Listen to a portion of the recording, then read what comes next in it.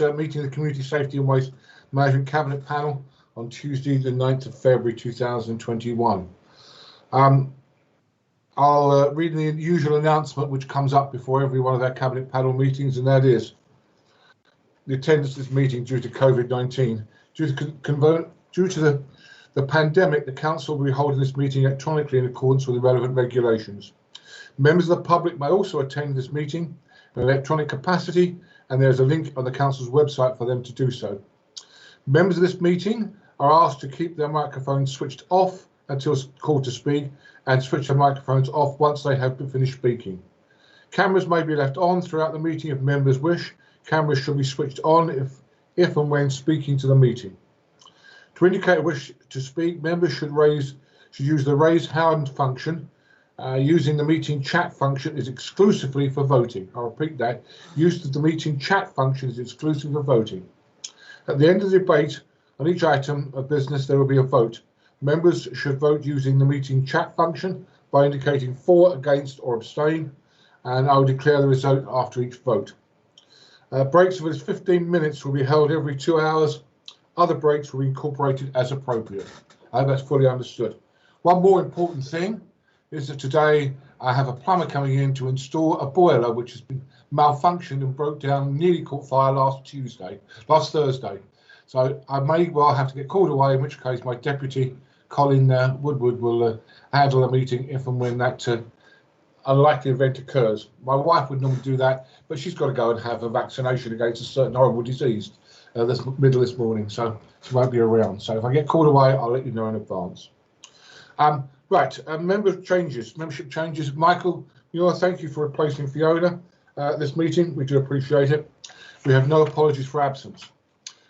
As part of this process, we ask each member of the Cabinet Panel to say that they are present and to ensure that we can hear them. So I'll go through the names, and Anna calls your name if you can just say, yes, you're here, or whatever sort of gesture you wish to make. So Joshua. Yep, I'm here, Chair. Super. Simon.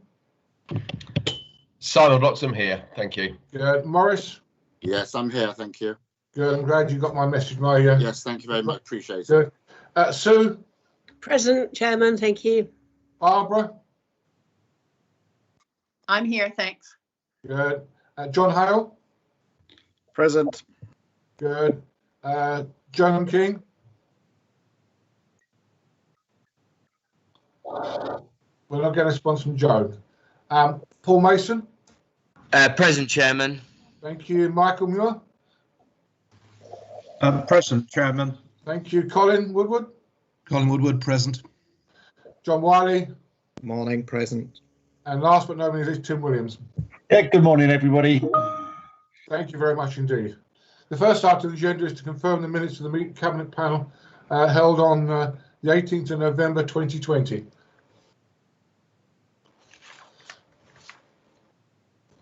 I trust you had a chance to go through them. And let's take some action points, if there were any action points on that session.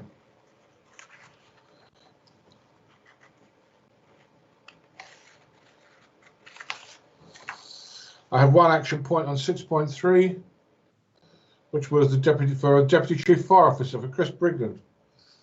Chairman requested that an update to the panel be given in 1 year to highlight the success or negative impacts that arose. That will, of course, come up in about 9 months' time, I hope. Happy with that, Chris? Yes, thank you, Chair. It's all diarised. And the head of sustainability, the panel agreed for an update on action to be made on a 6-monthly basis, but requested a no surprise policy whereby if actions were completed quicker and there are problems arising from any actions, then reported back to the panel earlier than the 6-month update. I think that message got across, didn't it? Yes, it did, Chair. As Chris said, all in the diary, so we're okay with that. Good.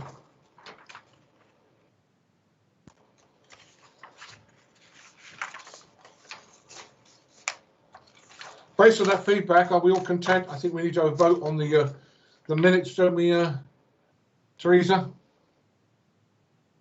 And the way to vote is in the conversation. We just need to agree them, Terry. So it's not a vote, it's just an agreement. Correct. What's the difference? If people type agreed in the chat box, that would be really helpful. Thank you. Just as John has done.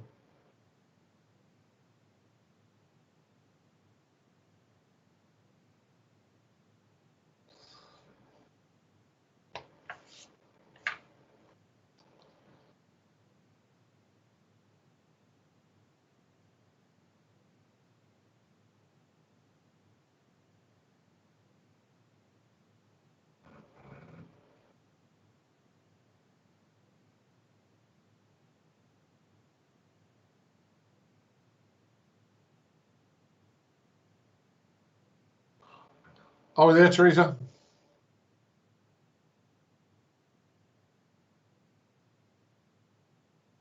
Thank you very much. Indeed, minutes agreed. The next item on the agenda is a report from the from David Lloyd, I suppose. Yes, or are you going to do it, David? Super. So here is the Police and Crime Commissioner. David, look forward to your feedback. Thanks very much, Terry. Good to see you. And I'm still smiling about your boiler. I hope that it all works out well this morning. I know you've got 300 pages on, or almost 300 pages of agenda today around budget. And so I'm not going to spend hours delaying you, or else you'll never get out of the meeting.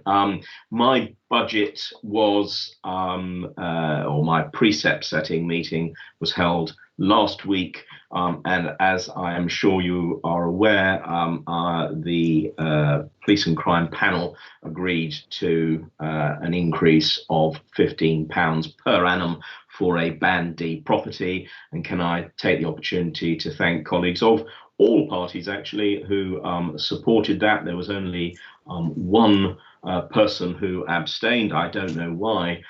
Sam North from North Hertfordshire abstained, but he chose to abstain on it. Everyone else agreed that this was a good increase. And I suppose the important thing is to think how that will be used. And I suppose, it's important to reflect on, this is the last meeting before, I think, all of I think this is the last meeting before May. So I suppose none of us might be in position for when we spend the money the other side of May. But the money will be spent on two areas broadly. First of all, to bring forward the increase in police officers. I hope to have 2,267 police officers by this time next year.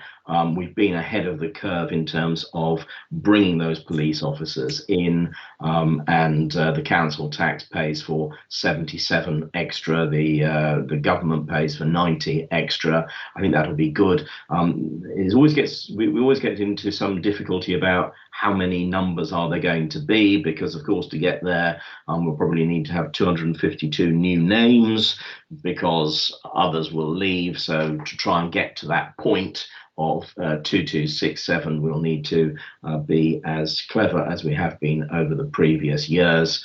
But the good news is 2267 by the end of 2022, the most officers we will ever have had in Hertfordshire. What really the importance and why it's such an exciting time to be involved in police governance and community safety governance is, of course, I think we can now make a step change in terms of ensuring that crime remains low and is even lower. And one of the things which, if I'm around, I look forward to really sort of pulling out is this whole new prevention first agenda, where we look, rather than to have a swift response to a crime happening, actually for there not to be a crime in the first place. And you've heard me talk about this before, I know, and I reflect on the great work that Fire and Rescue has done. I think we've got a lot to learn from Fire and Rescue, where it was recognised that rather than having brilliant firefighters pulling people out of burning buildings, far better that we didn't have the fires in the first place. The same is true of crime. Far better we don't have the crime in the first place. And there's a lot to learn across the whole community safety group of people from each other about how that's worked, and I look forward to doing that. The majority of those police officers, of course, will be out on the front line in your neighbourhoods, because that's what the public have told me overwhelmingly, that they want to see more police officers and they want them out on the front line, and that's what we're going to do. Within the report as well, there are other highlights. I know that it's been a cause which Terry, you are very much up for, which is those defibrillators everywhere. Again, that's something which the Fire and Rescue has led on. We've got a rollout of defibrillators. Most of our police stations, 18 police stations, now have them outside. I think that's brilliant. That will probably save more lives than most other things that we have done over the last 10, 15, 20 years, because of course we all know that getting fast reaction to someone who's had a cardiac arrest is the best way of saving lives. So I think that will be a brilliant thing which has happened. I'm really pleased. Another thing that I'm really pleased about is how the Beacons Victims Hub has been going, and there was one. It's one of the things that I'm most proud of having helped to set up during my tenure. We were able to announce over the last month or so that £1.1 million has been returned to victims of fraud, and that's really very positive, because you know, it is a horrible crime. It's one that really undermines people's self-confidence, and being able to actually get money back to people who've lost it through, you know, internet fraud or whatever is really very good, and I'm very pleased to be able to talk about that. We're still on the lookout for specials. If any of you are looking to be a special, we'll be very pleased to think about you. But even though we're going to have more police officers than ever, my personal feeling is that specials bring something different. They're the volunteer police officers, if you remember, and they're the ones who give 16 hours up a month to do some policing. We get some really brilliant volunteering, especially in our rural areas, some really brilliant volunteering, and actually the police special often feels very much part of the community as well as part of the police force, and it's something that I want to continue pushing and continue driving to ensure that we do. We've also, also in the report, talk about the approach which has been developing around commissioning rather than grant giving. I really think that much of what I've been talking about for the last 8 years, and hopefully for the next 4, is about how we work better together across county and districts, and how we commission things together, so that, for example, you know, knife crime, we are going to be commissioning hopefully Stevenage, so that they can really get under gang culture and whatever else, and do some of the things they've been doing already through So Stevenage, and actually expand that to ensure that we educate young people who are at risk of falling into to crime, taking over from what we've already been doing successfully with St Giles Trust. So I think that there's a really good model there which we should be rolling out more and more, about how we share budgets, how we commission, rather than just say, oh, let's give a grant here and a grant there. And I think that would be a really positive thing, hopefully for me for the next term, but even if it's not me, for the next term, so that we can really get on and work at it. So I think that probably is a canter through what I've done. I'm sure there are many other things that I could say, and if you were light on agenda items, I would have kept going for another quarter of an hour, I'm sure, but there will, I'm sure, be questions which, as ever, I'm happy to answer. Thank you very much indeed. Yeah, I'm going to start by asking a question if I can. I've got some hands raised. The first question is, we read in the media that there's been a breach of data breach at the Home Office with information that provided by the police services throughout the country. 400,000 items, I think, were lost. What's the impact that has that had on us, and what are we? How involved are we in Hertfordshire in what's going down to recover that information? Thanks. Yes, there are various sort of areas that data is held across policing, and the Home Office is I suppose, nominally in charge of something called the Police National Computer (PNC), where there was a data loss. Or the minister hasn't yet. I don't know if it's today actually, but we were told last week when I spoke to the minister about it with other PCCs that there would be a statement to the House that is imminent, he said. So I'm assuming this week. There is a feeling that we will be able to get back any data that has been lost, and we have a senior former superintendent who is leading on it for us across Beds, Cams and Herts. In terms of has there been any negative impact, whilst any data loss is likely to see some negative impact, there has been nothing that I am aware of which has affected our ability to police, and residents in Hertfordshire are still safe. Thank you very much indeed. Colin, I've got you next. Thank you, Chair. I just wanted to commend the initiative on defibrillators and flag up that there's an opportunity again to work closely with the Herts fire and rescue volunteers, and in Bishop Stortford we've had over 30 defibs installed, so it's welcome to have another one outside the police station. But we did find that these are subject to being damaged and sadly stolen in some cases, or simply taken by ambulances and dropped in hospitals and sort of forgotten. There doesn't seem to be a link to actually return them. But what we've managed to set up with the cooperation of our local station commander is that volunteers will go round on a regular basis and actually check that they are all functional. So I just put that forward as a potential idea for further collaboration. Thanks. That's a brilliant idea, Colin, and I'm sure that others listening on the meeting will ensure that's picked up. So thank you. Very good. Tim, you're next. Just coming in. Looks like my camera's not working. Yeah, thank you very much, Chair. I realise that I asked a similar questions on this before, but residents are basically contacting me greatly on this. It's regarding speeding, which I find are quite an abhorrent antisocial behaviour that can actually have tragic consequences. I noticed again in a leaflet just received recently, the Chief Inspector, or I wouldn't say that, you've highlighted in the leaflet that Hertfordshire is becoming one of the largest police authorities, which is all good news, and that you're actually taking on delivery of 2 new speed camera enabled road safety vans.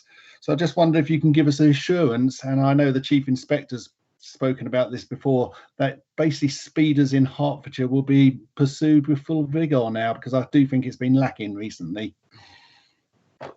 I'm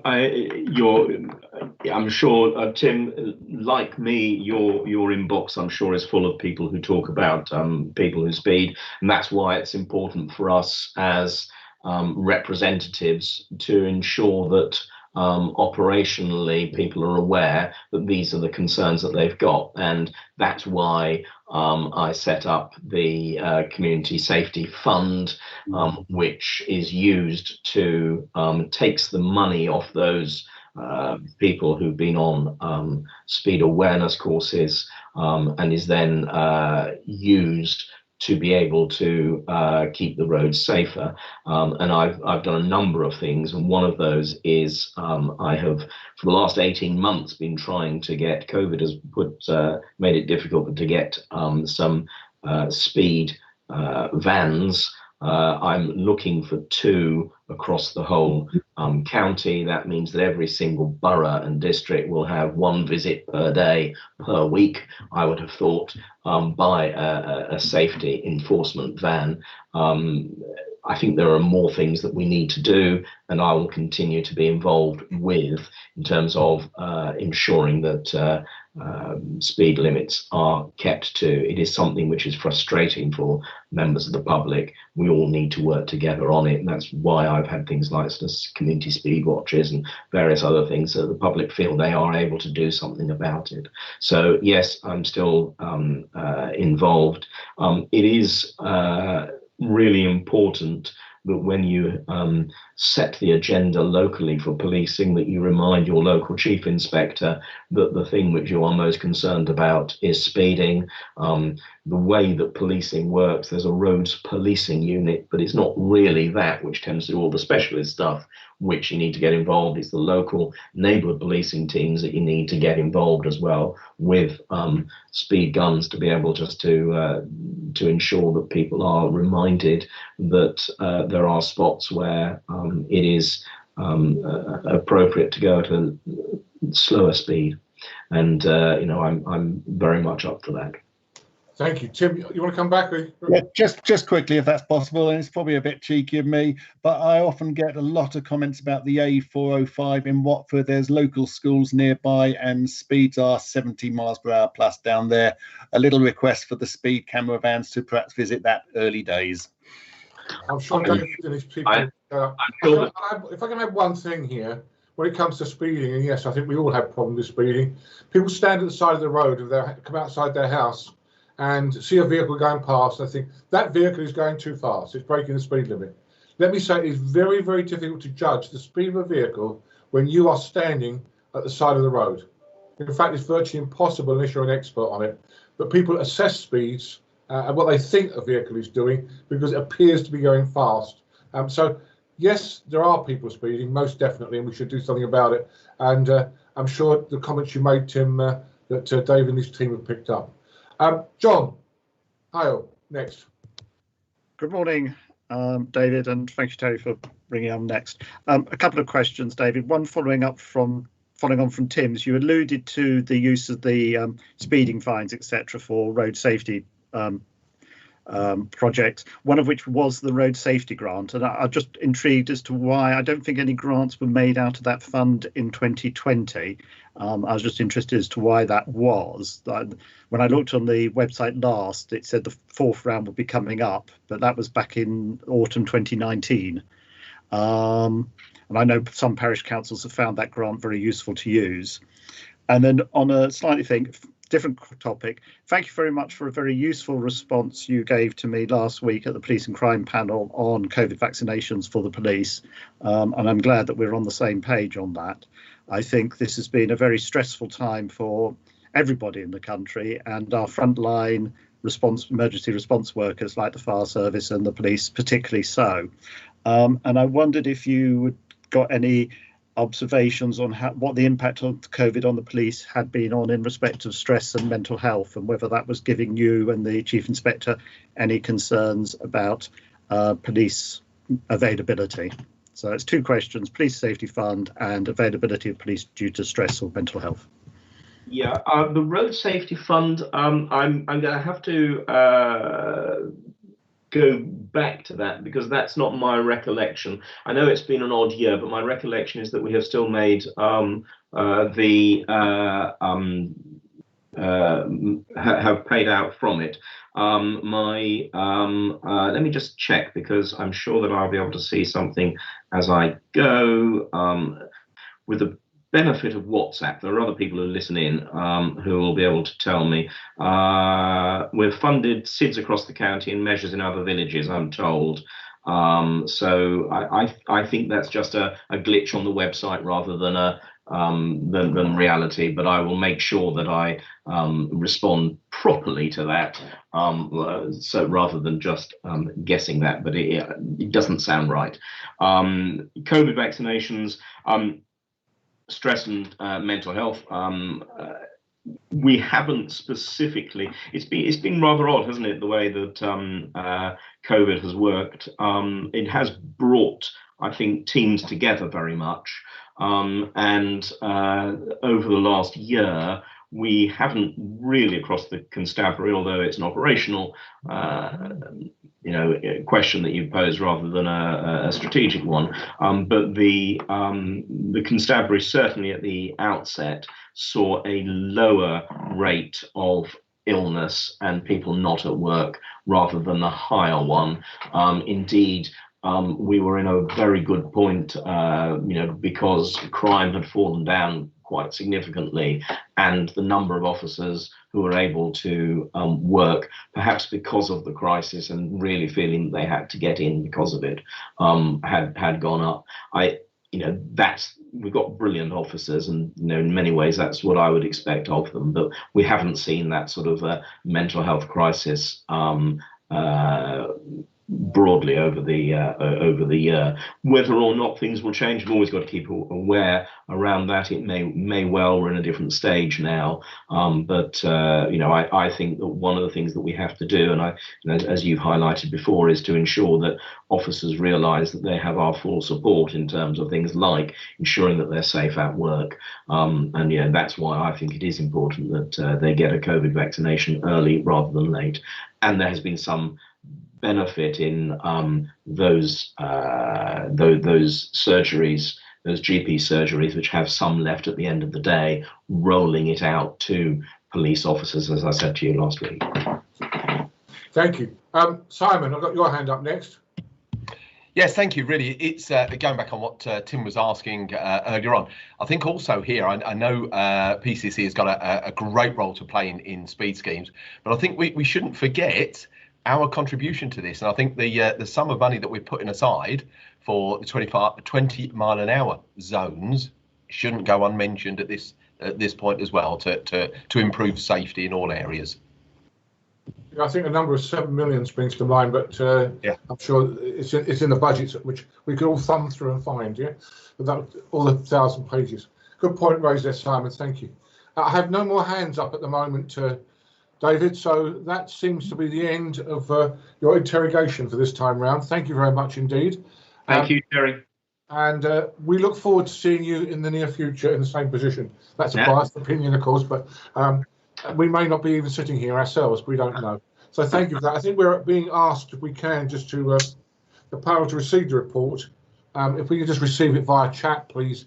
If you can just say received or agreed, that will do me just fine. Thank you.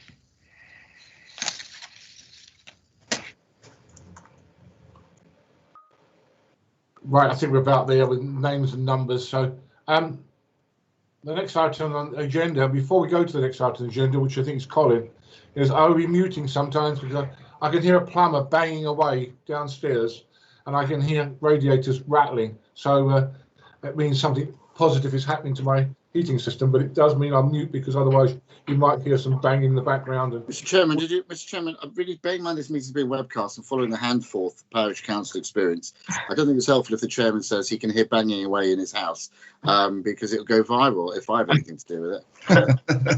It's not the chairman, it's the plumber. Thank you, Mr. I just thought I'd check that. Thank you very much. Thank you. Colin, you want to come in now and talk about your where you stand on the police and crime panel? Yes, thank you, Chair. It's always a challenge to follow on the very full reports that we get from the Police and Crime Commissioner, but I can let this panel know that the Police and Crime panel met twice last week in well-attended meetings. On Monday, it went through the PCC's proposed budget associated with his precept proposal and formulated lines of questioning. On Thursday, the panel met with the PCC and his officers to formally consider the proposal. We put over 40 questions to the Commissioner, and he, with his officers, replied to the panel's satisfaction, as you've already heard. So the proposal to increase the precept by £125 a month for an average Band D property on council tax, raising about 5.2 million, was agreed, and as you've heard, with one abstention. So the increase means I think the annual precept for a Band D property will go from £198 to £213. We also had some questions from the public, including, as you've heard from John Hale, and John was satisfied with the response he received, I believe, at that meeting.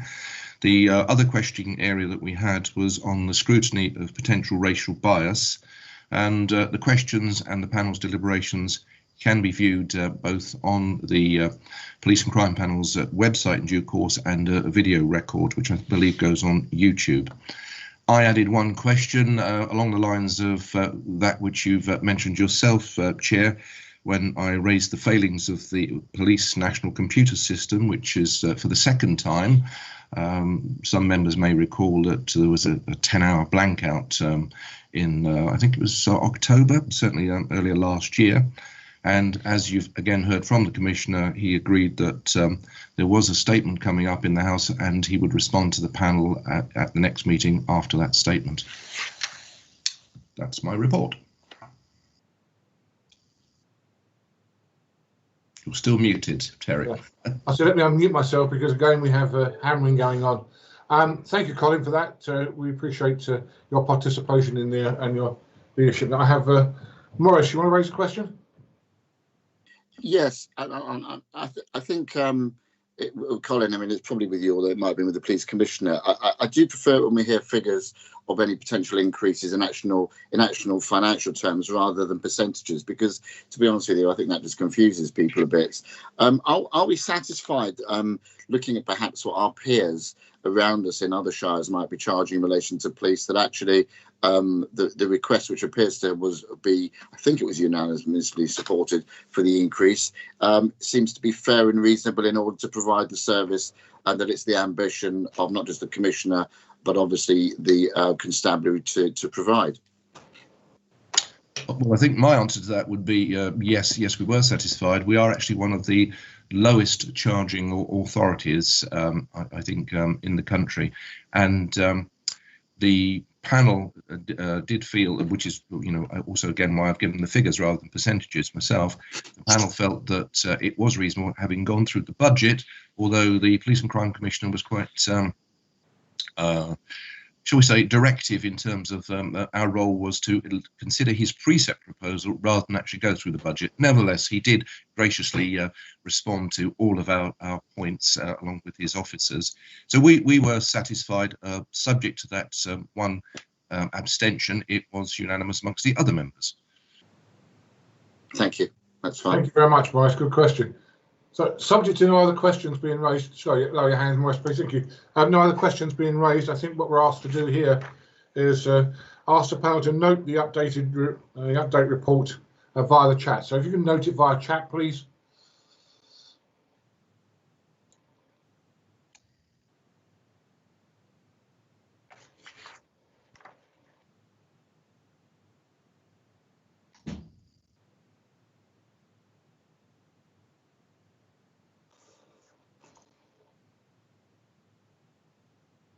Yeah, I think we're about there, so let's make sure that.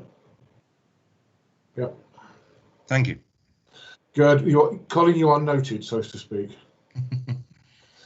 The next item on the agenda is the integrated plan for our portfolio. And Faiz, I guess you're going to introduce this to us and be prepared to take on any of the direct posers along with you and perhaps me to answer. So over to you, Faiz.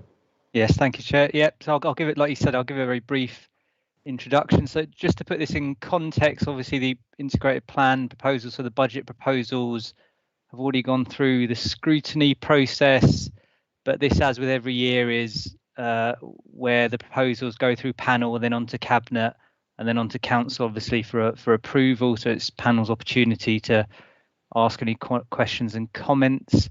So that the paper, as part of the panel pack, does two things. It gives a bit of an overview about the numbers and the process across the council. I'm not going to dwell on that, but happy to answer any questions. The more substantive or specific thing it does is it signposts to the section of the integrated plan pack that pertains to the to this portfolio. So with the Chair's permission, what I might do for a couple of minutes is just walk colleagues through that section, because I know it's a bit dizzying in terms of the size of the documentation. So if I just walk colleagues through that just for no more than a couple of minutes, I won't go through this line by line. Colleagues will be pleased to hear, but it's just maybe to draw out some of the key pertinent changes going through the budget this year. And in case anyone wants to look it up, it's on page 107 of the pack. So this section that I'm on now outlines any changes to the revenue budget. So again, just picking out some of the key changes rather than going through every line. You'll see here on OP9, we are seeing, as with last year, some additional pressure on our residual waste budgets. That number is actually reduced a bit since last year, but that continues to be a concern and a risk and an issue for us as a council in terms of that growth in residual waste and dealing with that. Although the team continues to do a really good job of delivering efficiencies wherever possible. You'll see here again we have a pressure that was in last year, but continuing pressure for taking on the running of the recycling centres. So obviously we did get as the text refers there, a deed of settlement in the first instance, but as the text talks about, we'll need to review the costs and the financial implications of taking on the service in the coming months. I'll segue through, and again, happy to pick any other questions that people have once I conclude, but there's a technical change here in relation to employer contributions and fire pensions, which as the text explains, is purely a timing one, really, where because of the timing of the announcement from central government, we didn't have the full detailed information available, and we've just updated the forecasts of that pressure on employer contributions. It's worth flagging that. Again, I'll segue on pretty quickly because there's some smaller items here. The AFM was in last year, so I'll pass over that, and I'm happy to come back to it if there's any questions. The only other item in there as a new policy choice, as it says, is that there are some savings in here as MPC4, as it says, in relation to the integrated risk management process. And after I conclude, I might just invite Daryl or Chris to say a quick comment on that. But if I keep segueing on for now, so those are the key revenue changes, and then segueing on and keeping it very brief. The next section, so from page 113 onwards, outlines key changes to the capital budgets.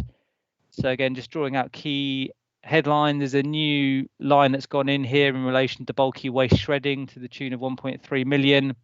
And again, that in some ways is what it says on the tin. So in the absence of an energy recovery facility in county, there is investment of this type needed to make sure our waste is oven ready, so to speak, or can be accepted at other facilities. And this is part of that wider plan being taken forward.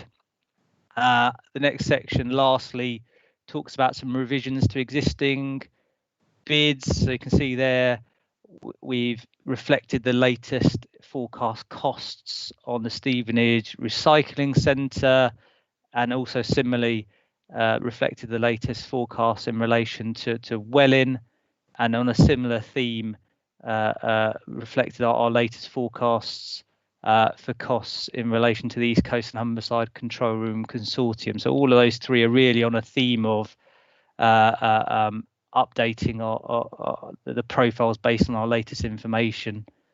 So that's all I was going to say by way of introduction. If that's sufficient, Chair, it was just to help orientate members a bit, because I know it's a big old document. But happy to take any questions. Although if Daryl and Chris want to provide any further detail on community protection before we open it up, then happy to pass to them in the first instance, if that's helpful. Thank you, Faisal, for that. I'm going to make a few comments as well, if I may, before we go to. But we will ask Chris and Simon to make comments as well. Let me make a few comments. Yeah, the increase in residual waste. Mostly this is brought about by COVID, people working from home. So the volumes that curbside collection is significantly increased. And we're noticing that with residual waste perhaps up nearer 20%, and recycling up 10%, which all costs more to dispose of. And of course, that has an impact on the AFM, of which the knowledge of the potential impact certainly have been made very clear to the Heartspace partnership to the districts and boroughs, and certainly that came up and we noticed it. And I noticed one district and borough where I sit has included it in their budget as well. So I assume that they've put that risk and that exposure in their budgets throughout the districts and boroughs. As far as the Heartspace Recycling Centre divorce settlement, so to speak, the post that, the one in there, yes, that's just something which we were aware of, that's something which is going to happen. In fact, I think the scrutiny asked for something to happen on that. Assess the impact and financial cost of bringing the HWRC operation in-house. That, I think, is going to be a scrutiny by the overview scrutiny. They're going to take it as a topic item sometime, because they put it as 3.1 on their report to us as a result of the scrutiny.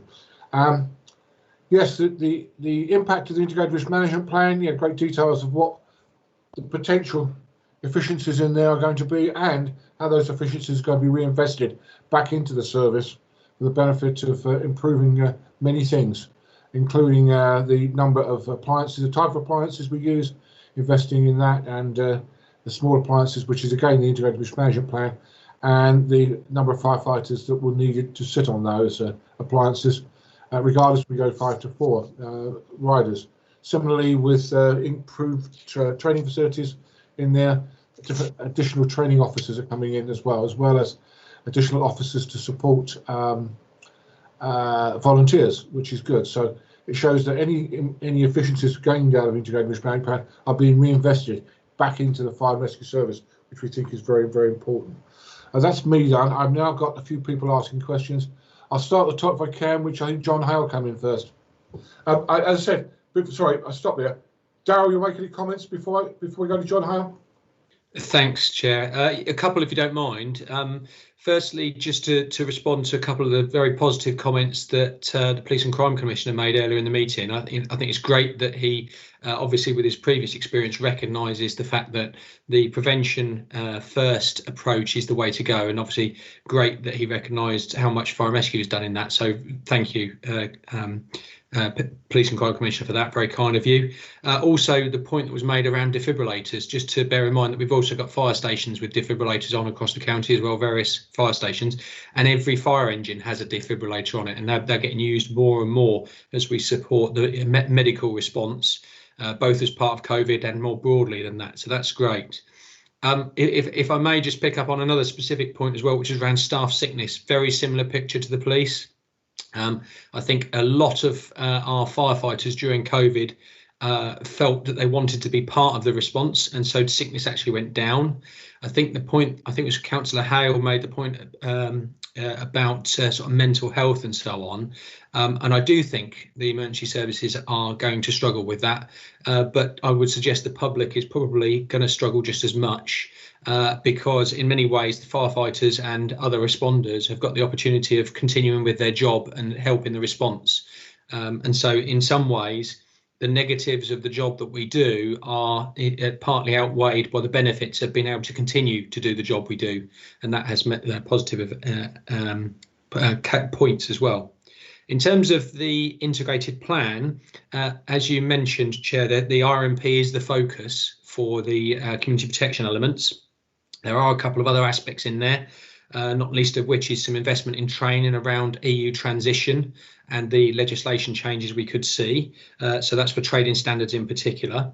As you mentioned, we are looking at taking some elements out with the change in the RMP from crew and fire engines with 5 down to 4. Bearing in mind that that is something we do quite regularly anyway. It's not a new change, it's just a change to a consistent position. And that's going to allow us to invest in prevention, which obviously links in with what the Police and Crime Commissioner said, and the work that we've already been doing, but also support protection changes as a result of Grenfell. The legislation around building design and so on is changing, and we're making sure we're getting people in and training people appropriately to ensure that we can discharge our legislative responsibilities around protection.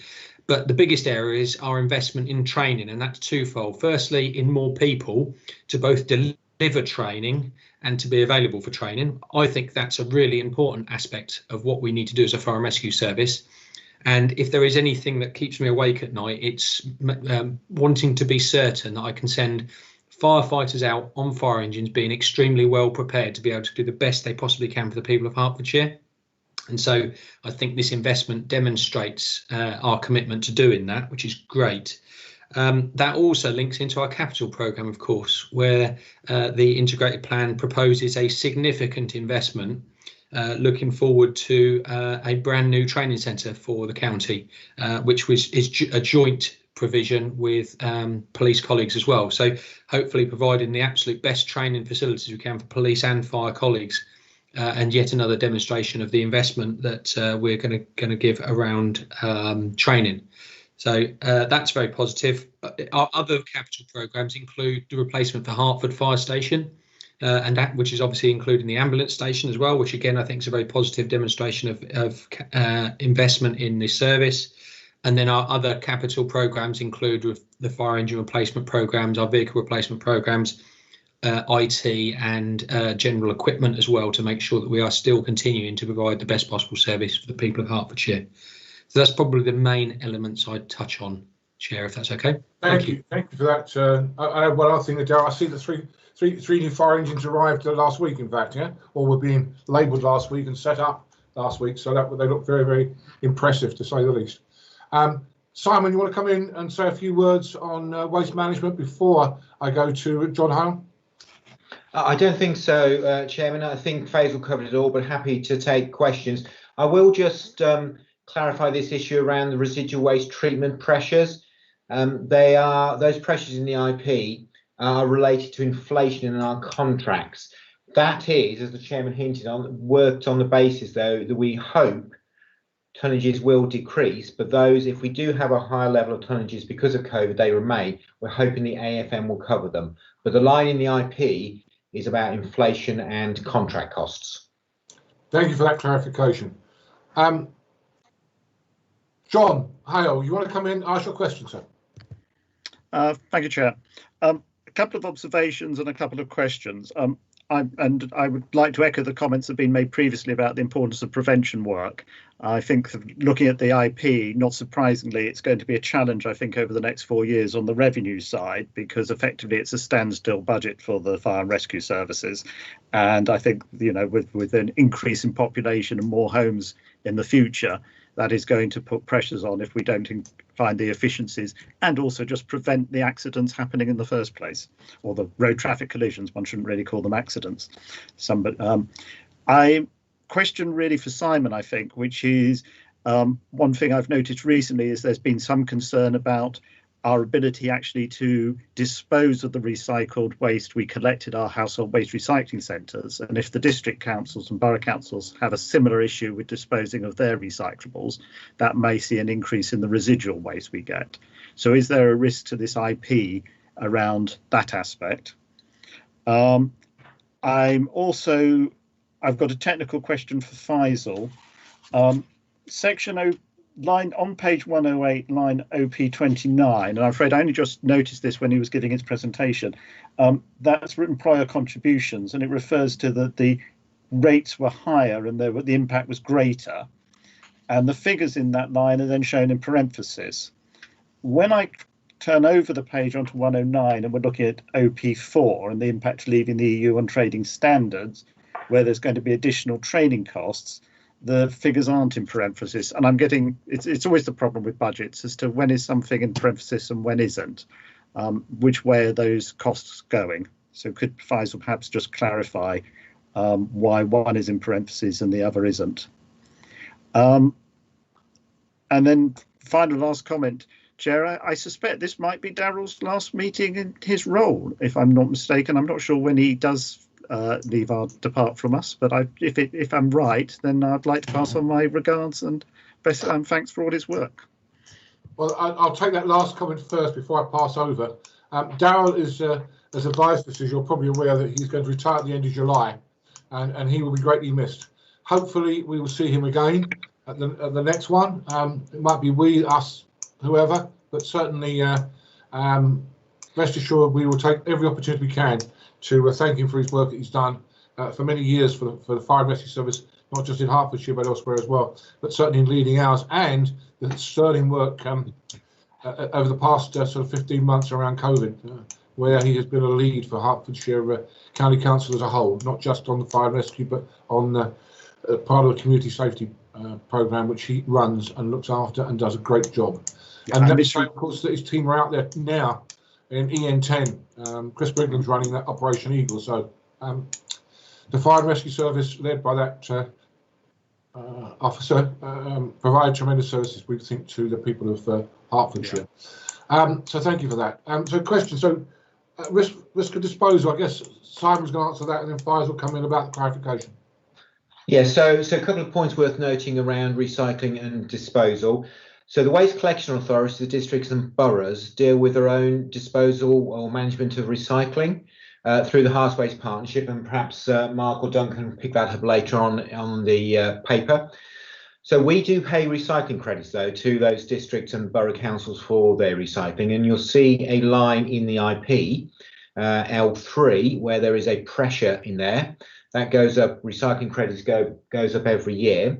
Joe Hawes, who's on the call, might just be able to help me whether that pressure is just around inflation and normal increases or around potential increase in tonnage. Do you know the answer to that, Joe? Hi, yeah, no, the recycling credit line in the IP, that's just for the inflation. So Thanks, Joe. So John, what that means is if we do get lots more recycling with districts, we get a pressure. You're right.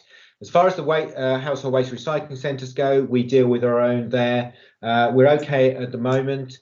We've had some pressures or some issues around certain recycling material due to being contaminated. And the off-takers are getting more picky, if I can put it that way, around the quality of the material they receive. So contaminated material can be a bit more of a challenge to get rid of. And some members may have noticed at their local recycling centre that we've suspended collection of rigid plastics of those. And that's to do with the contamination issue and COVID very quickly.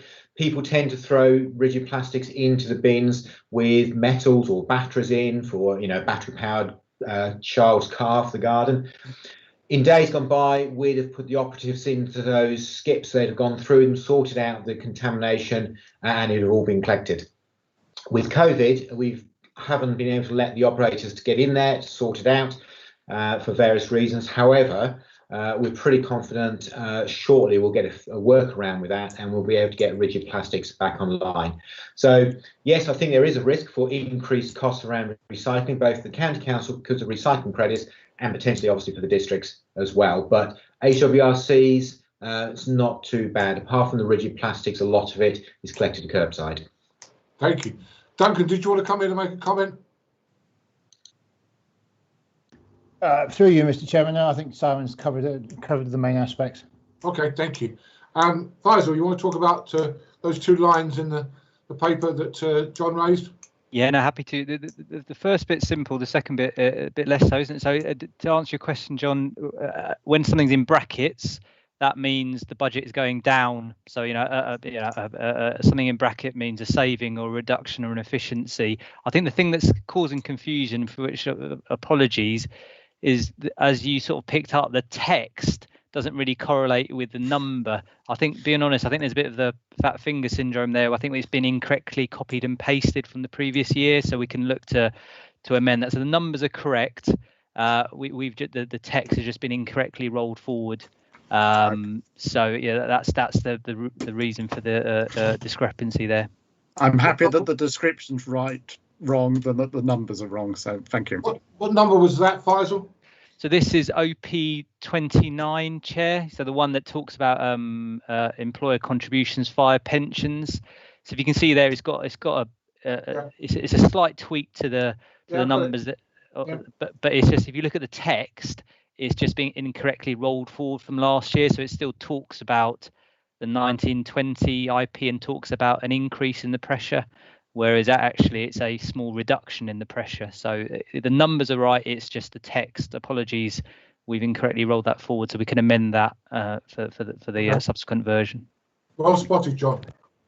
Thank you. Paul, I've got you next. Yeah, thanks, Terry. It was just on the capital investment that Faisal pointed out, and it was the 1.3 for a bulky shredding unit. And I just thought 1.3 million, I should have said. 1.3 million doesn't sound a lot of money in terms of sort of building a sort of facility in local government spend. So it's really just to get some clarification of that, please. Well, I'll let Simon answer that. I have a pretty good idea myself, but Simon, over to you. Yeah, so luckily, Paul, it isn't about a new facility, it's about a new bit of kit. So it's a new bit of kit to go out to Waterdale. Yes, you'd be spot on. If we were actually trying to build something, new facility, a new site, it would be a lot more, and I suspect we wouldn't get planning permission. So it's a new bit of kit at Waterdale, and as Faisal said, it's all about making sure that our waste is presentable as possible, if you can put it that, or as attractive to the market, because a lot of places now won't take bulky waste unless you shred it. So we need a big industrial type shredder down in Waterdale. Thank you. Thank you very much indeed. It's a good question. Colin, you want to come in next? Yes, thank you, Chair. It was an observation which was also touched upon in a way with Darrell's comments regarding page 116, where at item F1 we've got the JESA, the Joint Emergency Services Academy at Longfield, being mentioned. I wanted to just flag up that last year at the PCC's precept meeting, and again this year, I asked why there was no capital contribution showing in the budget for the Police and Crime Commissioner. The response I got this year was that there was a lack of clarity, so it was not in his funding contribution. It doesn't appear to me that there's a lack of clarity, but it may well be worth noting. Thank you. Chris, you want to come in and make a comment on that? If it's helpful, Chair, I'll pick it up on the agenda item around JESA this morning. That sounds a good place to have it. Thank you, Chris. Next, I've got Joshua.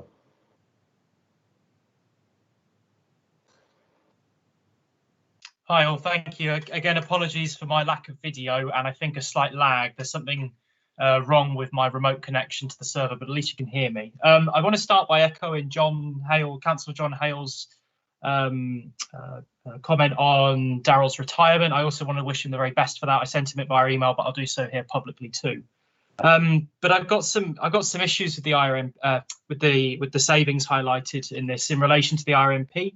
So we went through this very long process of pulling this integrated risk management plan together, and I remember distinctly when this was going through that there was reference to this not being dictated by financial pressures, and yet here we are. We've got a £250,000 saving allocated as a result of the IRMP. It seems to me a little bit odd, as you can see in MPC 4, that on the one hand we were saying the IRMP was not financially motivated, and yet it's being driven into our budget savings. It seems particularly strange to me. Now, that is driven again primarily by crewing reductions, and you can see that on page 101 of the full report. Now, I do welcome spending on training. I do welcome spending on investment of various equipment.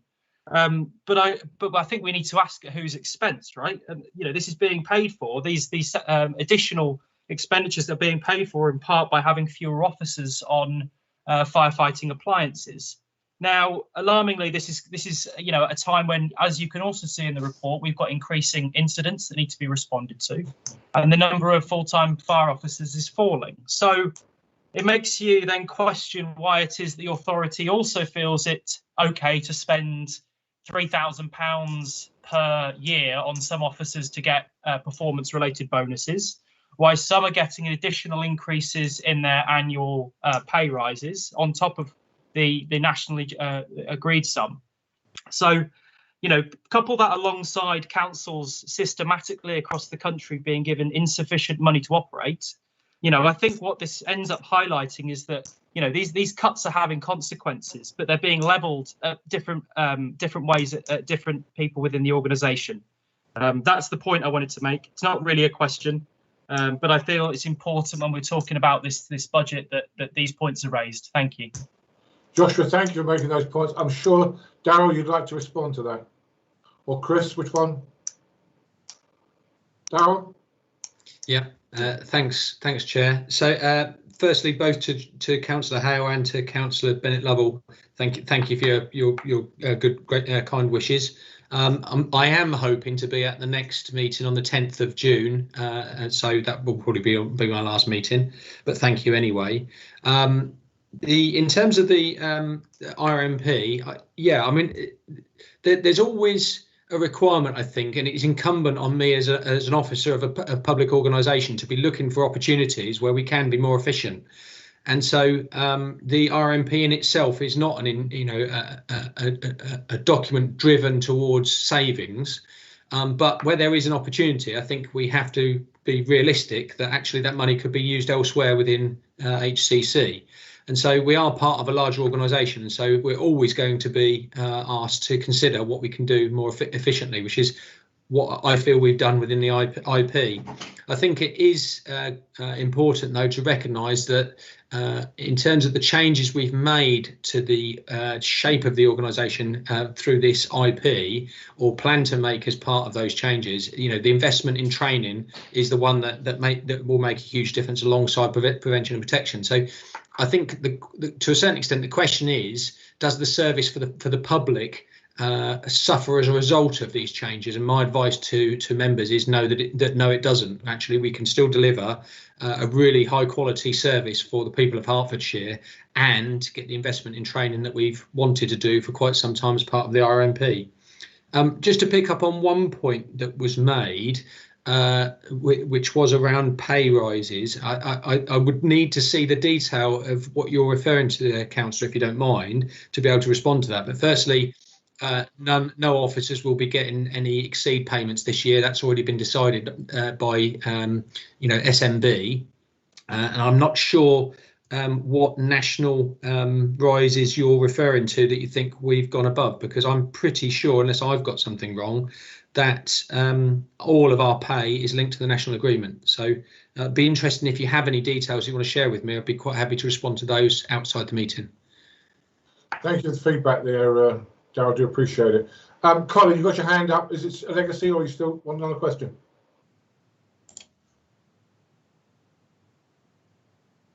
Thank you, Colin. Right. So I'm not seeing any more questions coming in here. Any more hands raised? I'll make a couple of points if I can. Yes, bear in mind that the scrutiny took place, and the scrutiny came up with a few recommendations, which are as detailed, some of which require, strangely, some work to be done by them as well as by our officers. So we'll take those into account. When it comes to the budget, there's one change which fires on OP29, as indicated here. Now I'm looking here at the recommendations. It says here, I have to ask the panel to agree that the comments made and the issues identified in the meeting be reported to Cabinet, and we only do that via chat. The recommendations are, the Cabinet panel is invited to comment to Cabinet on the proposals relating to the integrated plan in respect of community safety and waste management. And 3.2, the panel is also asked to identify any issues that it feels the Cabinet should consider in finalising the integrated plan proposals. I don't think we identified many other than that change on OP29, which needs to happen here. So could I ask you if you could vote in the chat, and that is for, against, or abstain, please.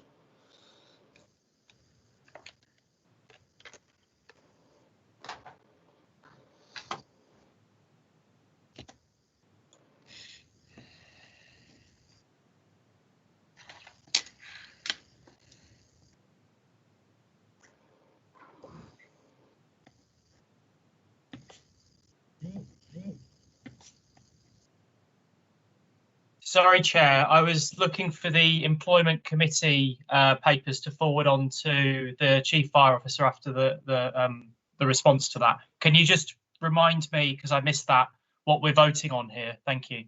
You're voting on the Cabinet panel is invited to comment, which we've done, to Cabinet, on the proposals, and the Cabinet also identify any issues, which they've done. Yeah. The issue was around OP29, where the wording was distorted, according to John, and it was right. Faisal agreed that.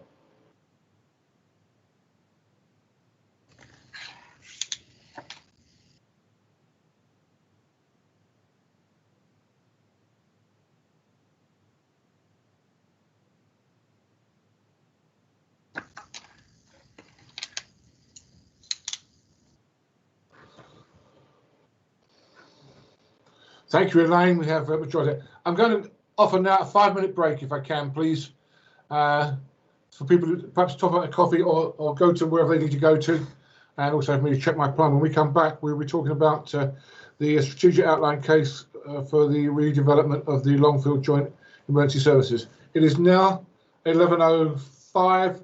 Let's come back at 11:10, can we please? Thank you.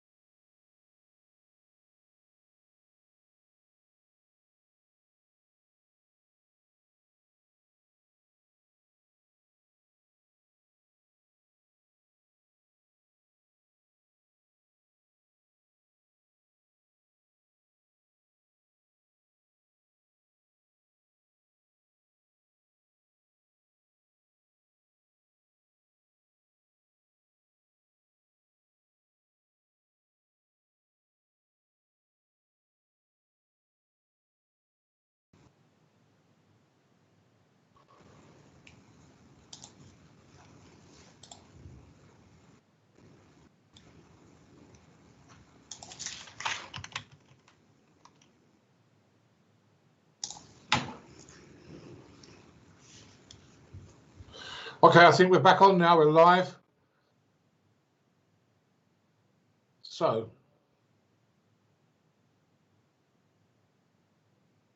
the next item on the agenda, I don't think we need to go through and check to make sure everybody's here.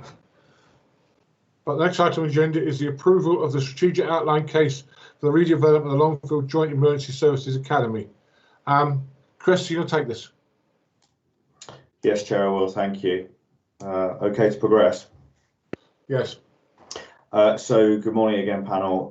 The paper seeks your support, as Chair has just said, in progressing our strategic outline case through to a full business case for us to redevelop the site at Longfield. Panel will be aware that the building itself is end of life. Our training facilities, whilst functioning, are in need of replacement.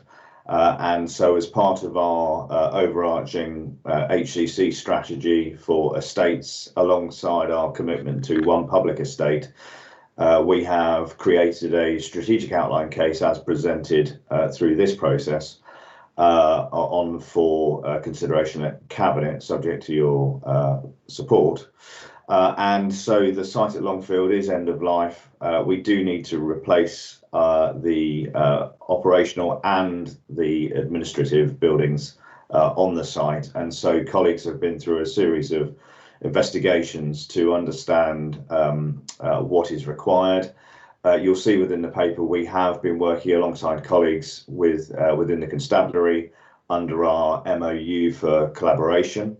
And we are seeking to develop a solution that solves the training requirements for both organisations, with the ability to support both HCC learning and development, as well as other organisations such as ambulance, should opportunities arise in the future. We have considered sort of do nothing option, but of course even that requires investment to bring current facilities up to a reasonable standard. And of course, as you will understand, as part of our IRMP commitment and our continuous development around development of firefighters and training for emergencies as new emergencies arise, our training needs to change shape to meet those challenges, and hence the Chief's comments previously around investing in training. And so the proposal here is part of a large scheme for £34 million worth of investment, potentially from the IP in terms of capital. But of course, to truly understand that, we need to take another step in the direction of the full business case, which requires both investment over the next period to develop the full case, and referencing Councillor Woodward's comments earlier, that then links to us working up that detailed specification with police colleagues to truly understand the costs that are relevant to the elements of the programme that are required by policing, so we can then set that contribution rate so it fairly reflects the development of the site. So our journey at the moment, we've completed the strategic outline case, which we've presented. We seek support to access a further £600,000. That will allow us to develop the full business case over the next 3 to 6 months.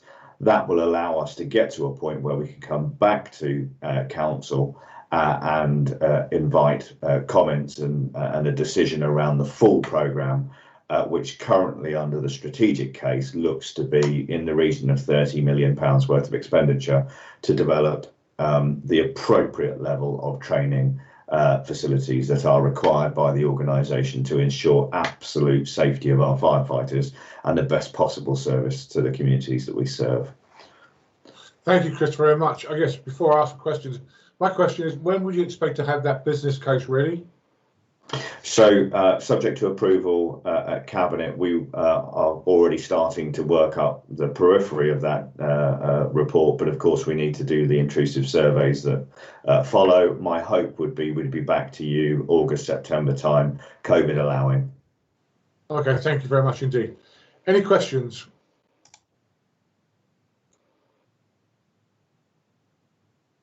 Right, John first. John Hale, yeah, thank you.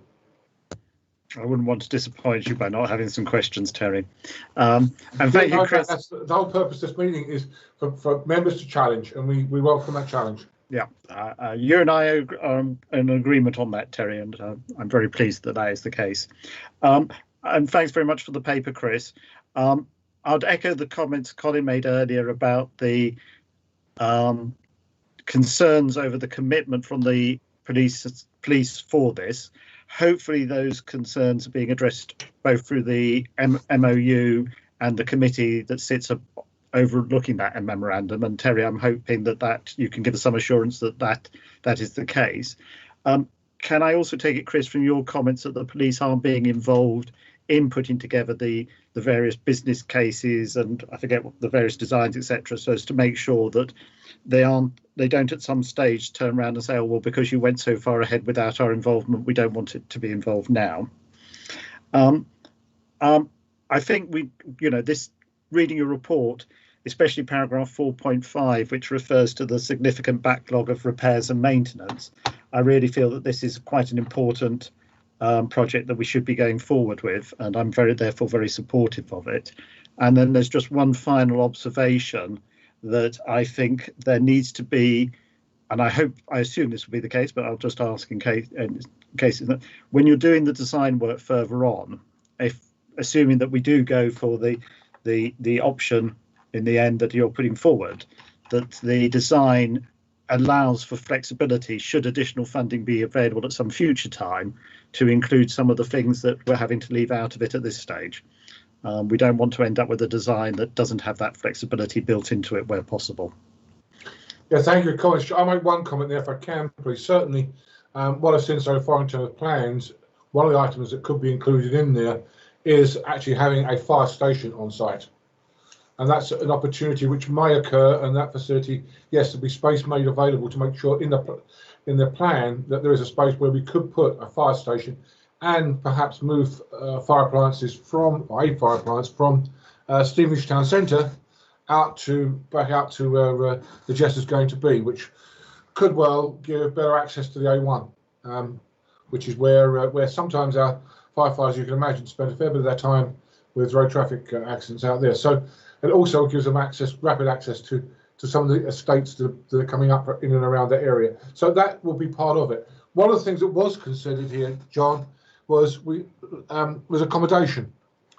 We did look at the opportunity of whether, when we built this, the new revised and upgraded, etc., that we included some form of accommodation for people coming in from outside of the county or even within the county to stay there. So overnight facilities, rather like a bed and breakfast type facility. But we discounted that because that would add significant funds to its cost to the project. But we did include, and of course what we did include and make changes, and our thoughts change, was as a result of COVID as well. We had to influence that because now many of the training sessions we're doing today are done like this, remotely. We don't need perhaps the massive big conference facilities that were once the place. Yeah. Now there will be conference facilities, of course there will be, but whether we need the big ones is again has been questioned because of our improvement in communications as a result of what we're doing under COVID. Chris, you want to come in? Yeah, thank you, Chair. Thank you, Councillor Hale. In terms of the first question, absolutely, police have been involved in the process from day one. So we have operational colleagues from both their L&D functions as well as a strategic lead superintendent level who have been part of the engagement and stakeholder process from the very start. So just to reassure you, yes, we absolutely are incorporating all elements of functionality that police colleagues may desire, both now and with an eye to the future. And then just adding to Chair's comments just around the design flexibility, we have tried to take a 60+ year approach to this. The outline planning permission, as Chair referenced, covers a number of other building opportunities on the site, not just an operational station, but other elements that we may or may not choose to think about in the future. So we are taking a long-term approach to the strategy. The site is flexible enough, and the outline plans are to allow us to put other buildings in should we need them, or indeed other training functions and technical pieces of equipment. And so when we run the programme, we run it as an administrative block and functional buildings, and then an operational technical arm, and we can add and subtract from those two scenarios within the footprint of the work that's ongoing. Thank you. Michael Muir, your hand is up. Thank you. I had two questions, but you answered my first one. I was going to suggest the move from the town centre fire station to the new site. So my second question is, what are the police going to use it for? Are they thinking along the lines that they could train constables there? Well, I'll just say the answer to that basically is yes. All of their training, in fact, the vast majority of their training they want to do there, but certainly some of the operational training around tasers and such like they want to do there because they can't do it at their place at Stanborough, or the facility at Stanborough. So there's a number of things they want to do. But Chris, you want to comment on that? Yeah, thank you, Chair. So all student officer training, which is as they refer to their new entrants, all student officer training will be done from JESA. We are looking to take efficiencies and benefits from merging certain elements of our training. So, for instance, if I can reference PACE, Police and Criminal Evidence Act, obviously police officers need to have that training, but actually so do our enforcement and protection officers. So we can combine both blue team training programs and red team training programs. So actually we can bring together the efficiencies of delivering those programs whilst also improving that officer relationship to improve our service delivery on the ground. So student officer training, absolutely. All other areas of police training is being assessed to work out whether the similarities are and whether we can train colleagues together, which creates greater efficiency and improves the benefits of working together for service delivery. And of course, we do work, Michael, a lot with the police today, particularly road traffic accidents, search and rescue, these sorts of things, where we get involved in missing persons, drones, those sorts of things. Day to day, we are working with the police, and we could list a lot more of opportunities where they come to us and ask for our support to do certain things, which we can do and are authorised to do, which perhaps they're not. So, Chair, can I add one other comment you've beautifully segued to, which is around road traffic collision training. So when we do our recruit training for new firefighters, our apprentices, we also then have student police officers on the same exercises. So actually we're doing the operational training at the same time to make it as realistic as possible to improve our joint interoperability. Yeah, it's always worth going to the JESA and seeing the old vehicles we have stacked up there, and the way in which we cut them up and use them to demonstrate, and certain businesses locally which give us their beaten up old motors for us to chop up and play with, which is wonderful. And use play, I don't mean that derogatory. Thank you for that. I see no more hands up, so if we can move to, we have a situation where members are requested to recommend to Cabinet the Cabinet approves the strategic outline case of redevelopment Longfield Joint Emergency Services Academy site as set out in the report and the appendix to the report, and recommend to Cabinet that the Cabinet approves the expenditure of £600,000 to develop a full business case. Can we vote, please, via the chat button as yes, no, and abstain, or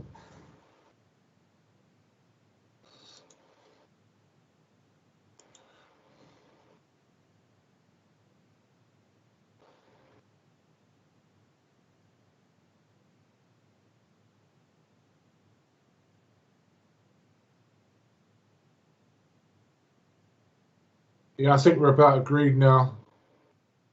Thank you, Elaine. We are agreed. So, the next item on the agenda is Her Majesty Inspector of Constabulary Fire and Rescue Service COVID response report. John, I think you're taking this, or is Chris taking this? It'll be me, Chair, if that's okay. Certainly. So thank you for that. So the report introduces, as Chair's just described, our COVID inspection that we had in September of last year. That then was sort of summarised into a letter of feedback that we received, and the report talks through both that and introduces the national paper. And so just if I may, Chair, just pull out a couple of points without embarrassing the Chief. He clearly got mentioned in dispatches, and quite rightly so, for his leadership across the County Council, and you referenced it earlier on panel around the Local Resilience Forum, and his significant contribution to leading the county-wide operation, which he continues to do today. And so we as a service were given some positive feedback around that. And in terms of leading the LRF and being able to be responsive to the needs of the community, Fire and Rescue were also credited with being able to move our operational response and our resourcing to support efforts more widely, both in terms of releasing on-call colleagues to drive ambulances to support the health response, in terms of vulnerability checks, in terms of checking on those people that were isolating and needed further support, delivering prescription medicines. There was also comments around, positive comments around us being able to multi-role our staff. So where we had colleagues who were contributing in their day job to fire protection work, but had a background in the fire control setting, we were able to use those colleagues almost as a business continuity and a support network to ensure that all of our parts of the organisation maintained availability. There were, as you would expect, points that Her Majesty's Inspectorate suggested we look at again. Some of that, well, all of that is being dealt with already, as you would expect us to have done, some of which we were dealing with prior to the letter even arriving. And so I'll just note, if I may, the issues that the HMI colleagues suggested around supporting all members of staff around BAME.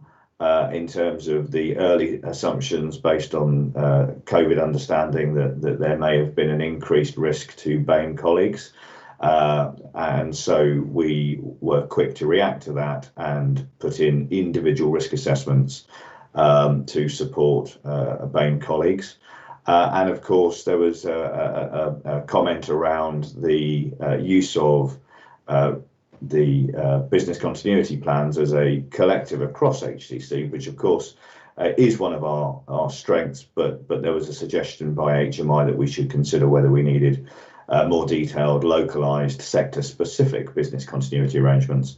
And of course we do have those, but we'd reference the holistic approach as opposed to the specifics of the business continuity plans for each station, which of course we do have and factored into our COVID response work. So it would be wrong for me not to highlight those as well as the highlights. So just to give you a balanced summary of the paper. Thank you, Chris. Questions?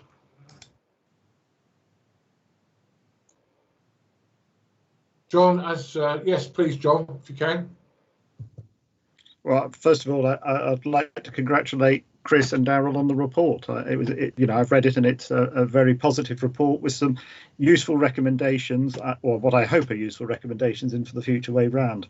I was also pleased to note the paragraph 8, which says the service benefited from being part of the county council structure and was able to draw on its wider resources, which I think justifies the stance that was taken across the council a couple of years ago as to where the fire and rescue service best fitted in the Hertfordshire context. So those were the only comments I had, Terry, and just wish to thank the service for their work. Thank you, John, for that. Joshua, you want to come in? Yes, please. So, I've got a number of issues with the HMI CFRS report, namely around some of the broader themes, I guess less so from a local perspective. And I shan't say more here because I've had some discussions with the Chief Fire Officer via email. But there are a number of things that this report highlights at a national level that I think need to be raised as, concerns on my part. And that's that it starts to refer to the tripartite agreement. So for those It's an agreement between fire employers, between National Fire Chiefs Council and the Fire Brigades Union. And it refers to this becoming a hindrance, you know, and it seems strange because the report comments on a number of additional activities that firefighters undertook during the pandemic outside of that agreement.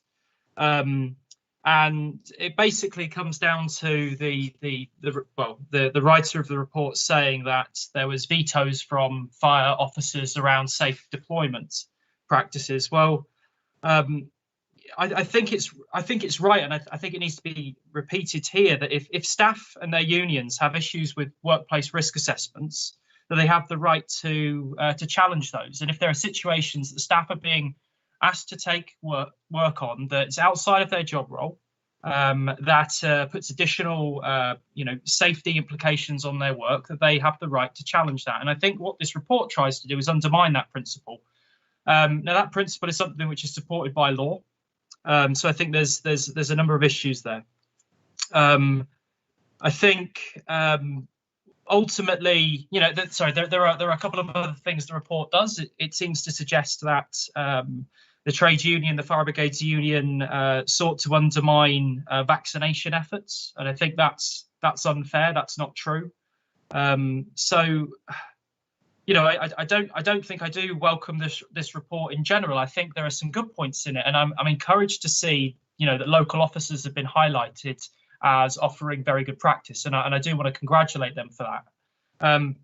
But there's some fundamental issues with this report, and you know, I think basically that it's recommending that it's basically saying that the removal of the tripartite agreement was necessary to get rid of this hindrance that was created by staff seeking to ensure that their workplaces and the work they undertook was safe.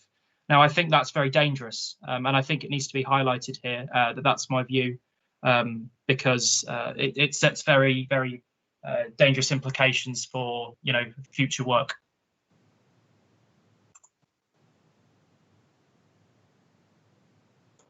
Joshua, thank you for that contribution. When you refer to the report, I guess you are talking about the report from Her Majesty's Inspectors, not the report which Chris has put together here, or John Bowles put together. Is that my understanding? Your understanding? I'm referring to the report. I'm referring to the HMI CFRS report. So that's quite a mouthful. Okay, no, okay, not the local one, because in the local one that does not. Some of the points you raised there did not come up in the local one at all. So yes, okay. Nationally, I can understand your position on that. Locally, I'm pleased that we have done a lot, and I have to say the cooperation of firefighters in Hertfordshire through this process has been exemplary, and they have gone the extra mile under the leadership and been encouraged, and they in often cases did not need lots of encouragement to go and do some of the things which they did, and volunteered to do many things and many more things as well. So Chris, you want to make a comment?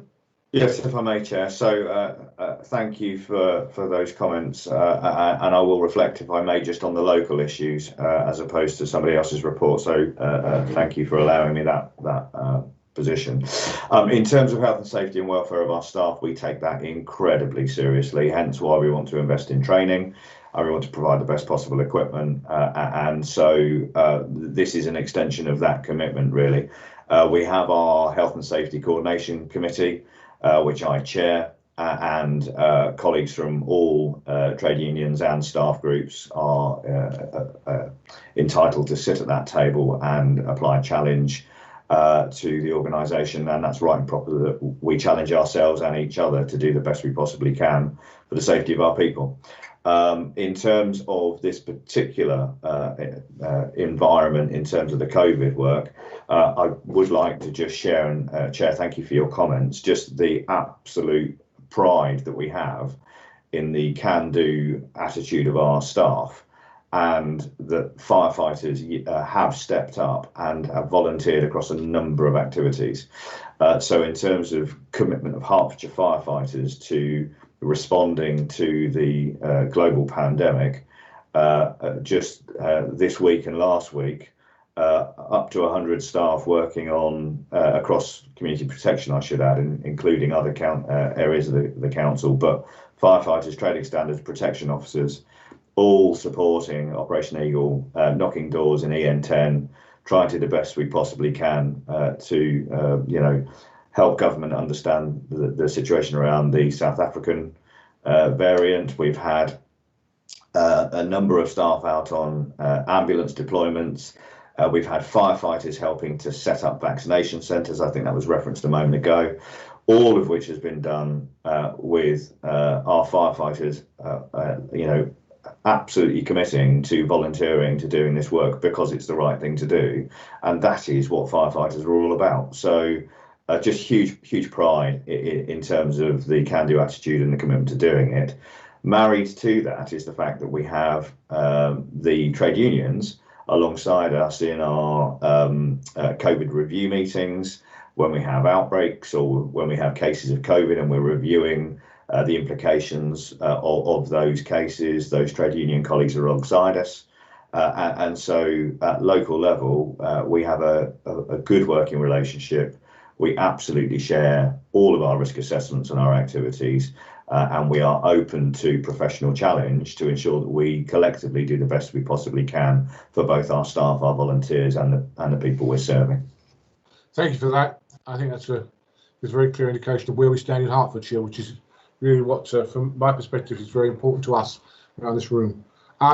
So we have the opportunity now to vote that the Cabinet Panel notes the context of HMICFRS COVID letter and the national report attached as Appendix A and Appendix B to the report and provides officers with comments and observations. I think we've done that. So if we can go on to agree, thank you very much indeed, or abstain that we have noted the report.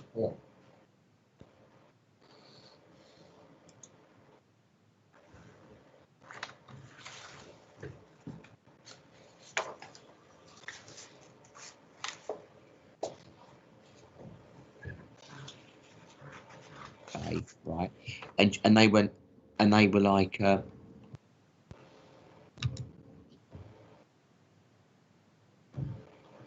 think we're noted.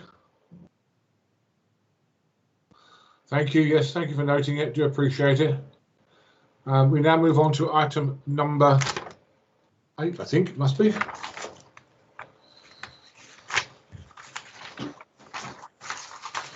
Which prevent duty update, and that's from Darryl and Sophie, I guess. Is it? Yes? It is indeed. I'll leave it Thank over you. to whoever wants to do so. Thank you, Chair. So I'll just do a very brief introduction because I don't want to steal Sophie's thunder. So first couple of points, really. Sophie will cover the prevent duty and why we have an interest in it.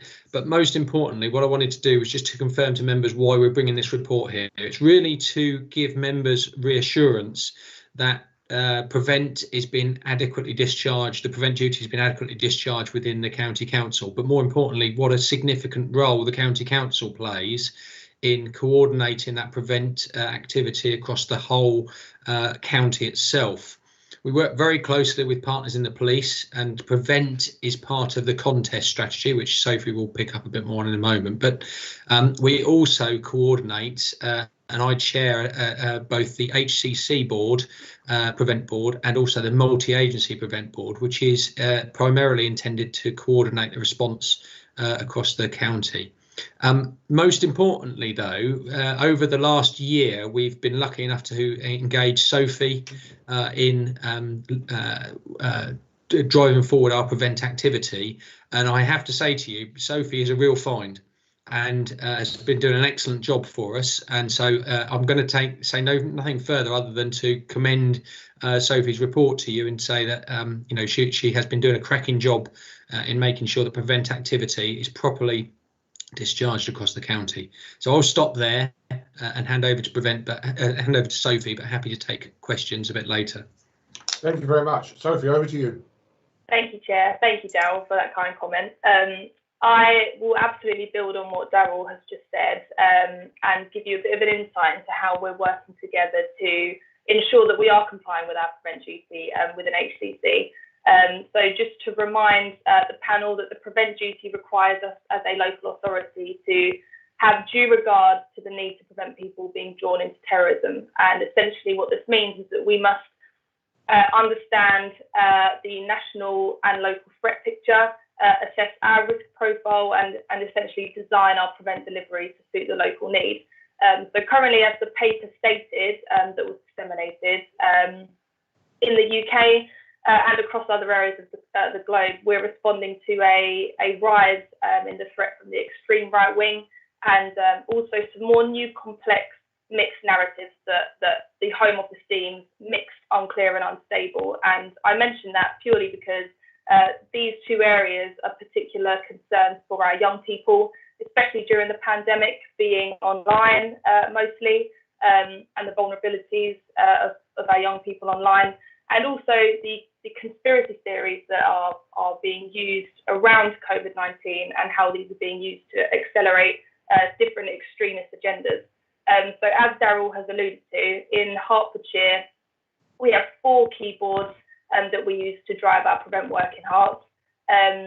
We have the multi-agency prevent board, and this links in with our statutory partners across the county, so health, education, police, probation, and most importantly, we've renewed our relationship essentially with the 10 district prevent leads across the county. So we use this board to share best practice, share intelligence and information, and respond to any changes in the local risk picture. We also use this board to share any products that we make internally to HQC to support our partners. The second board to note is the HCC Prevent Board, and this runs alongside the previous board to ensure that within our organisation, each area is meeting its own prevent duty need. So this can range from the development of our training strategies all the way through to how we safeguard those vulnerable to radicalisation. The third board is the Contest Board, so this is the Police Counter-Terrorism Strategy Board.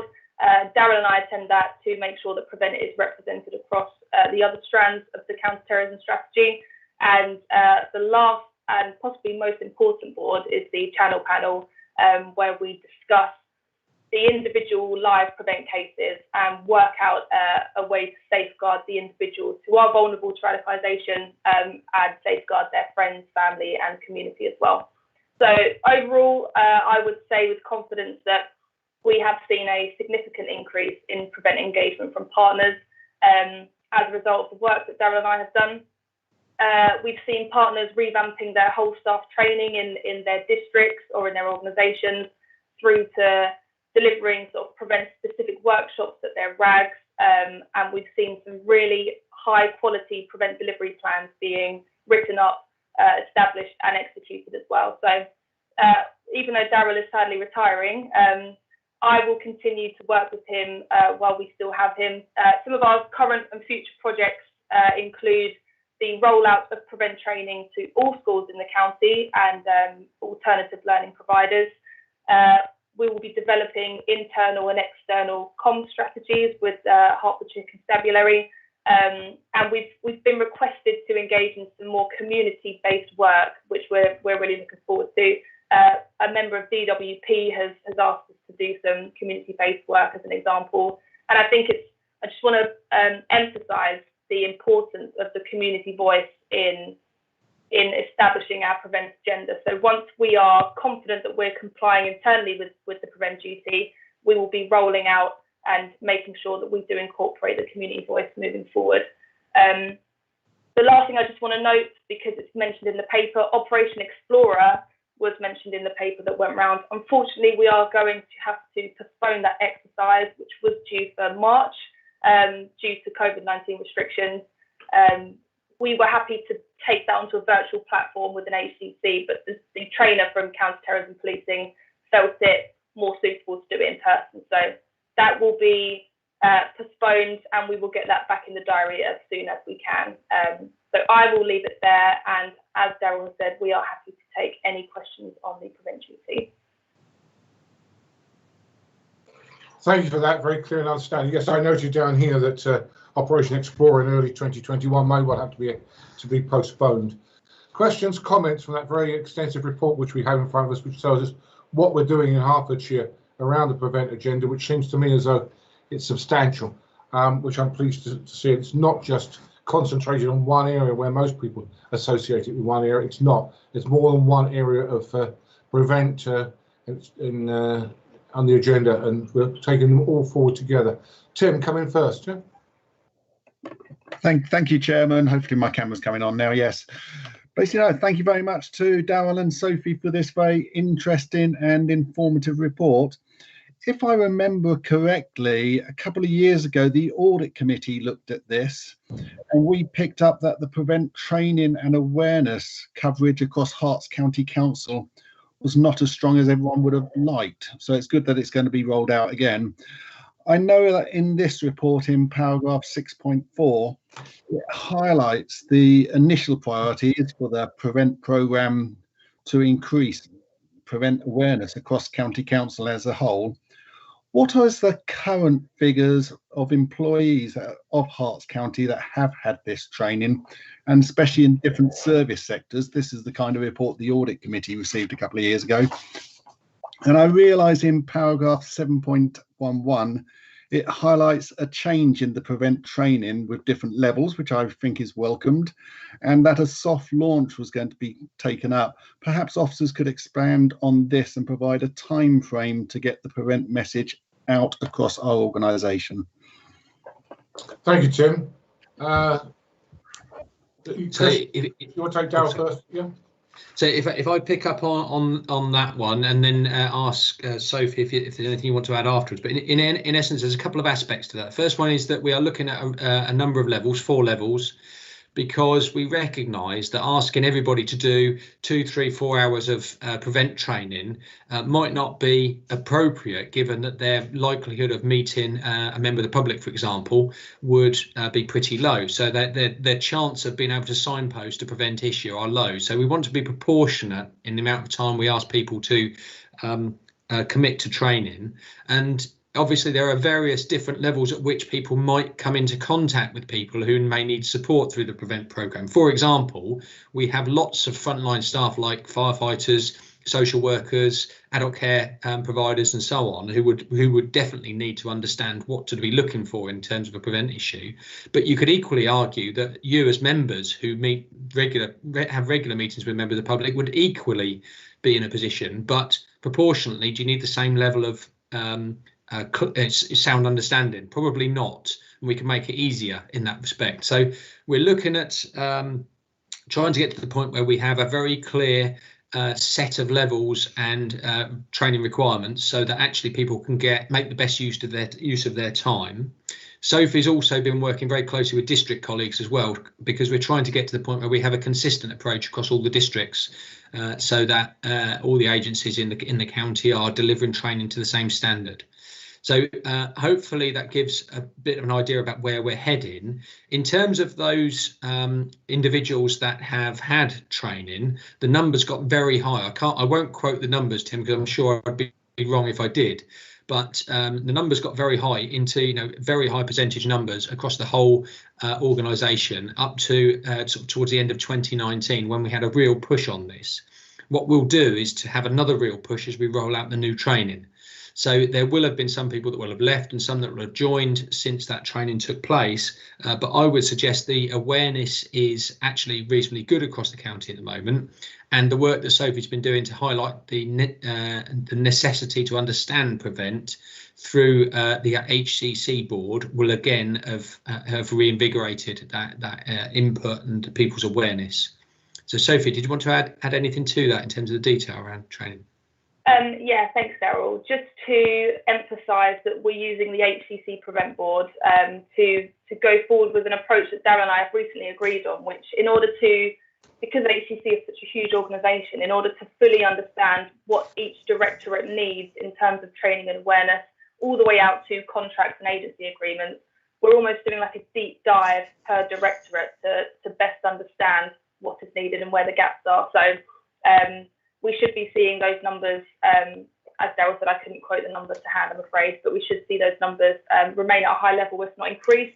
And through the HCC Prevent Training Programme, what we're hoping to do, because we're not considered a priority area by the Home Office, unlike an area such as Luton, typically we don't have the same resources because we haven't had someone in post to request them, but now that I'm in post, I'm requesting and tapping into those resources within the Home Office. So, for example, very recently we got given a members handbook on Prevent to raise awareness around members, and we'll be incorporating that into that Prevent training program too. So it will be fully informed when it is complete, and we will send it through the HCC Prevent Board and Multi-Agency Prevent Board for comment, and it will hopefully cater to all the needs essentially across the organisation. Thank you. Joshua, you want to come in? I'll come back to Tim in a minute. Joshua, you want to come in? Thanks. Yeah. So I've got one point I'd like to. Yeah. Can you hear? Hopefully you can hear me. There's a lag. So there's a point I'd like to make, and then ask a couple of questions. One general, one local. So Prevent, I guess like Stop and Search has been, I think, quite rightly challenged as being particularly targeting of certain communities. So Stop and Search has been shown to disproportionately affect young black men. Prevent has been shown to be targeting of the Muslim community. There's been examples of young boys, for example, taken out of class at school and questioned about things they'd said. And it turned out, they were quoting something they'd read in horrible histories was one example. But it's led to quite harsh Islamophobic targeting of some young men and some young women. So it would be interesting to know how you view, the success of Prevent generally. I've got a question as to one of the points that you raised, Sophie, and you said that there's been a significant increase in, for example, conspiracy theories surrounding COVID. Now, I think we absolutely need to challenge all conspiracy theories, and particularly ones that are in relation to this pandemic right now. And I can see these are prevalent, but it'd be interesting for you to outline how Prevent would go about doing that. And then finally, I've got a question on local data. So it's been said that we've seen a sharp rise in the last year, and without people being able to access services in a normal way, that's probably going to have had a huge negative impact on our ability to counter ideology that is a threat to society. But it'd be really useful to know what those numbers are, for example, in these various categories that are cited, so that we can see as a reflection what the relative increases are in certain levels. Because I'm taking it on the basis of you saying there's been a sharp increase. I don't know what that's relative to, and I think it'd be useful for members to know percentages, but also absolute numbers. Thank you. Thanks, Josh. Darryl.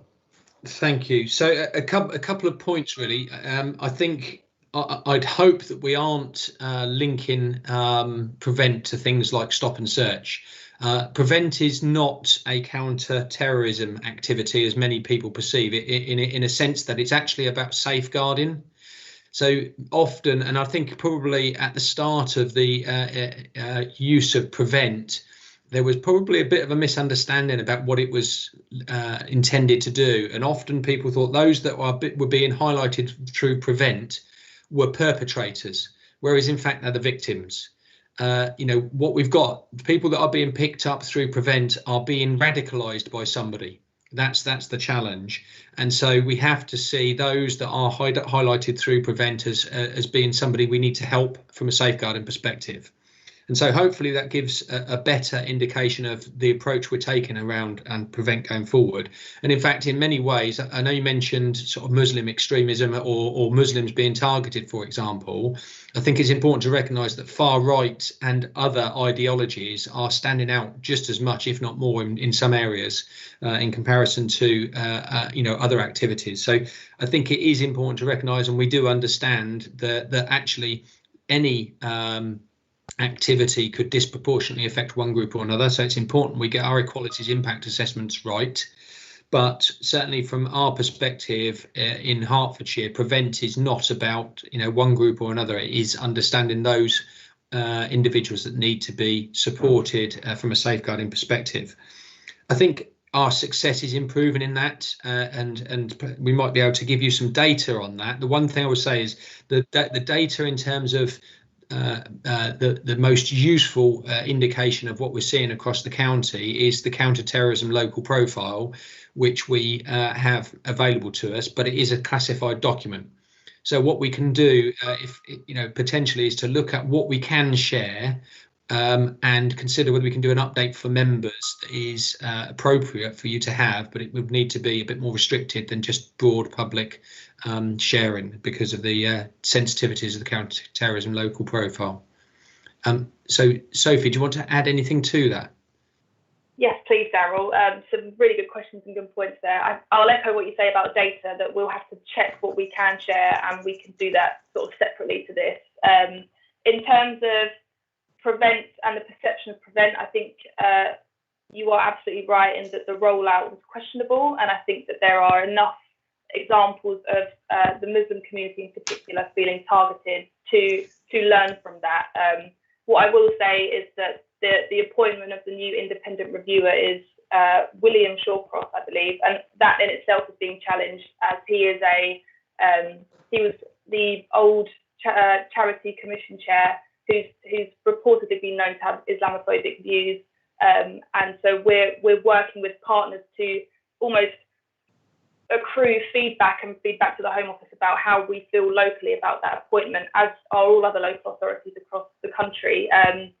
So locally, we're doing an awful lot to tackle the negative perceptions of Prevent, whilst trying to do that alongside decisions that the Home Office do make. But in terms of what work we are doing, I can safely say that the concerns around ideologies on the right-wing side definitely outweighs those on the Islamist extremist side in terms of data, and we respond accordingly. In terms of conspiracy theories, I would just like to say that what we are seeing, what I mean by when I mention those, is that certain groups are roping individuals in with anti-government narrative around COVID-19, how it's being handled, 5G, the vaccine being a tracker, and then using that as a vehicle into their own, notably right-wing narrative. So a group such as Patriotic Alternative have been leafleting with anti-government narrative around coronavirus, and then the next week they'll leaflet about white British people being a minority in the country by 2066. So they're being used as a vehicle more so than anything. So I hope that answers that question. Thank you very much indeed. Tim, you want to come back? Yes, please. Yeah. I really was just going to come back and say thank you very much to Sophie and Daryl for those responses and those in-depth responses just now to Joshua's questions. Again, from my perspective, I've been through the Prevent training. I think that was because I'm a school governor, and my wife, she's been through it because she works for HCC at a local nursery, and that's all a good sign. I'm pretty sure our percentage rates are higher than probably a lot of other local authorities. I wouldn't mind at some point, just very much like the audit committee, seeing the actual figures in a year's time or something like that, just to make sure that we have carried on with that high percentage and that important Prevent message is out there being covered by us as Hertfordshire County Council. Okay, I guess if you can pick that point up, Sophie, and recognise it, yeah. I get the impression, Josh, you want to come back? Yes, thank you. Any data that can be provided would be useful, but I appreciate that there are national security restrictions in place with those.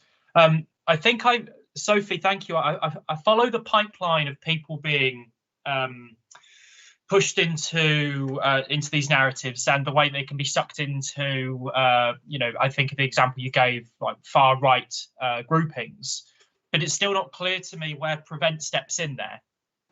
Can you outline what Prevent specifically does about that? I think that was the question I was trying to get to. Thank you. So what I will say is that Prevent will respond to that as they would to any concern that someone is vulnerable to extremism. So in terms of Prevent officially taking on conspiracy theories as something that, say, the Channel panel should be addressing, it's all up for discussion because it's fairly new and the Home Office is still figuring out an official stance on that. But we have received guidance that if there is enough concern that conspiracy theories are making an individual vulnerable or making them vulnerable to further extremist narratives, we will respond as we would as normal. We would look to safeguard that individual and put interventions in place to direct them away from being roped into anything further or anything more extreme of concern. Daryl, I don't know if you want to add to that, but that's more or less the national approach to looking at conspiracy theories. So I think it's important to understand that the prevent process is not intended to tackle the ideology. You know, we won't be going out and tackling those people that are pushing that conspiracy theory piece. That is something for government to be doing and other areas of the contest strategy. What we will be doing is helping to prevent those people that are being drawn in to be able to move away from that ideology or those circumstances that have created them or created a vulnerability for them to be drawn into the activity itself. So that's why it's so important to understand that prevent is about safeguarding in any form, actually. And our purpose is really to stop people be drawn into any extreme ideology, wherever that might be focused. So hopefully that reassures you, Councillor Bennett-Lovell, that this is not about us tackling every single conspiracy theory or every single terrorist group, because quite obviously that's not something that prevent can do. But we can tackle all those situations where Hertfordshire residents are being drawn towards an ideology that is unhealthy in one form or another, and that's the purpose of prevent. Hopefully that helps, Councillor Bennett-Lovell. Okay, thank you very much indeed for that background. Yeah, I think he's put a message on chat to say that he is more than content with that. That's a good response, so appreciate it. I think what we have to do is take a vote to note the report, and thank you, Daryl and Sophie, for your responses as well, and thank you for the input from the members. So can I ask you on chat to note the report, please?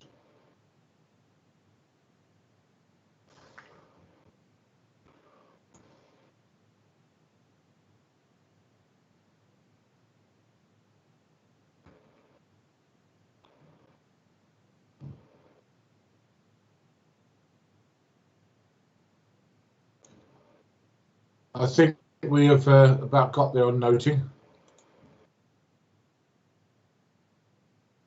Yeah, thank you, Ellie. So it is now at 12 noon, and in theory we should have a 15-minute break. As there's only one item left on the agenda, which is item number 9, the Hertspace Partnership Annual Report, which I wanted us to spend a little bit of time on. I'm not going to have a 15-minute break. I'm going to have a 5-minute break if we can, please. So it is now 12:03. Can we come back in 5 minutes at 12:08, please, to take item number 9 on the agenda? Thank you.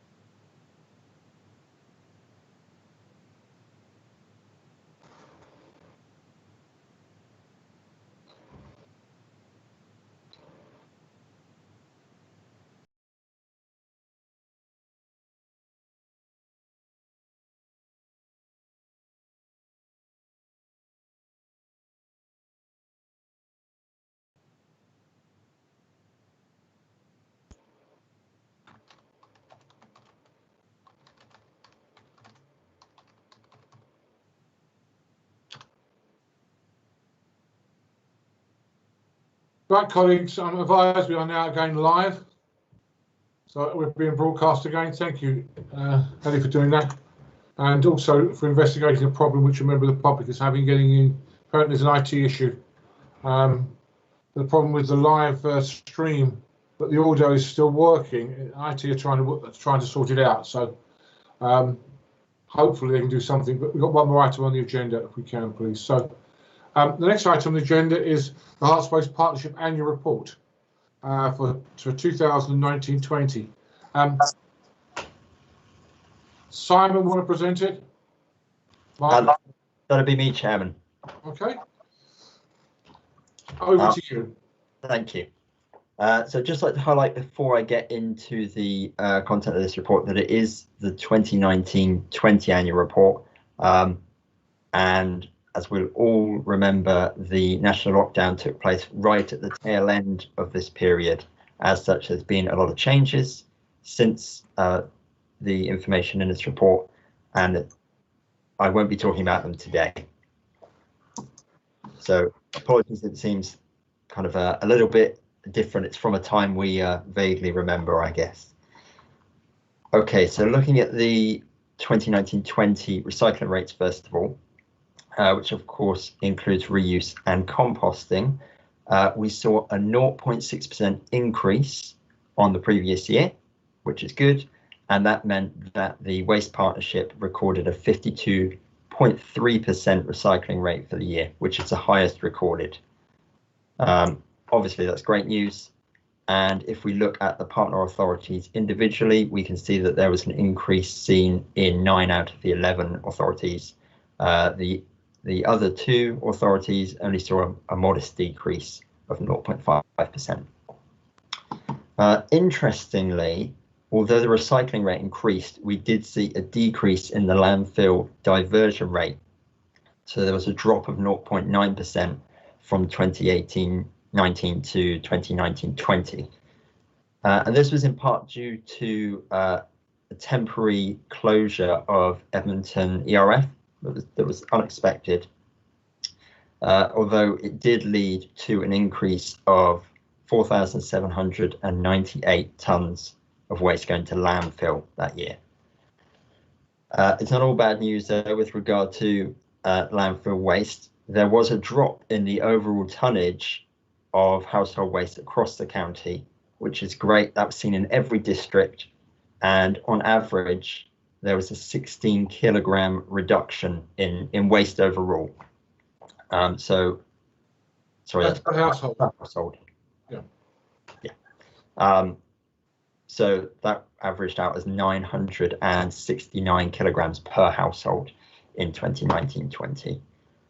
Further, if we look at just the residual waste, we can see that the average per household was 411 kilograms per household, and we saw a reduction of 9 kilograms from the previous year of residual waste, which is great. That equates to a 4,720 tonne reduction across the county for the year, which if we look in terms of costs or savings, that equates to a £523,000 saving for the partnership. And I think what makes all of those figures a bit more impressive as well is that we saw roughly 4,400 new homes being built in the year as well. So seeing that our overall waste is going down while new homes being built is fantastic. Obviously, waste reduction is really important. If we briefly look at Waste Aware, they ran a few projects last year. I won't go into all of them, but there was the swap shops in schools, which saw children swapping toys and books and teaching them about circular economy, which obviously is really good, really useful.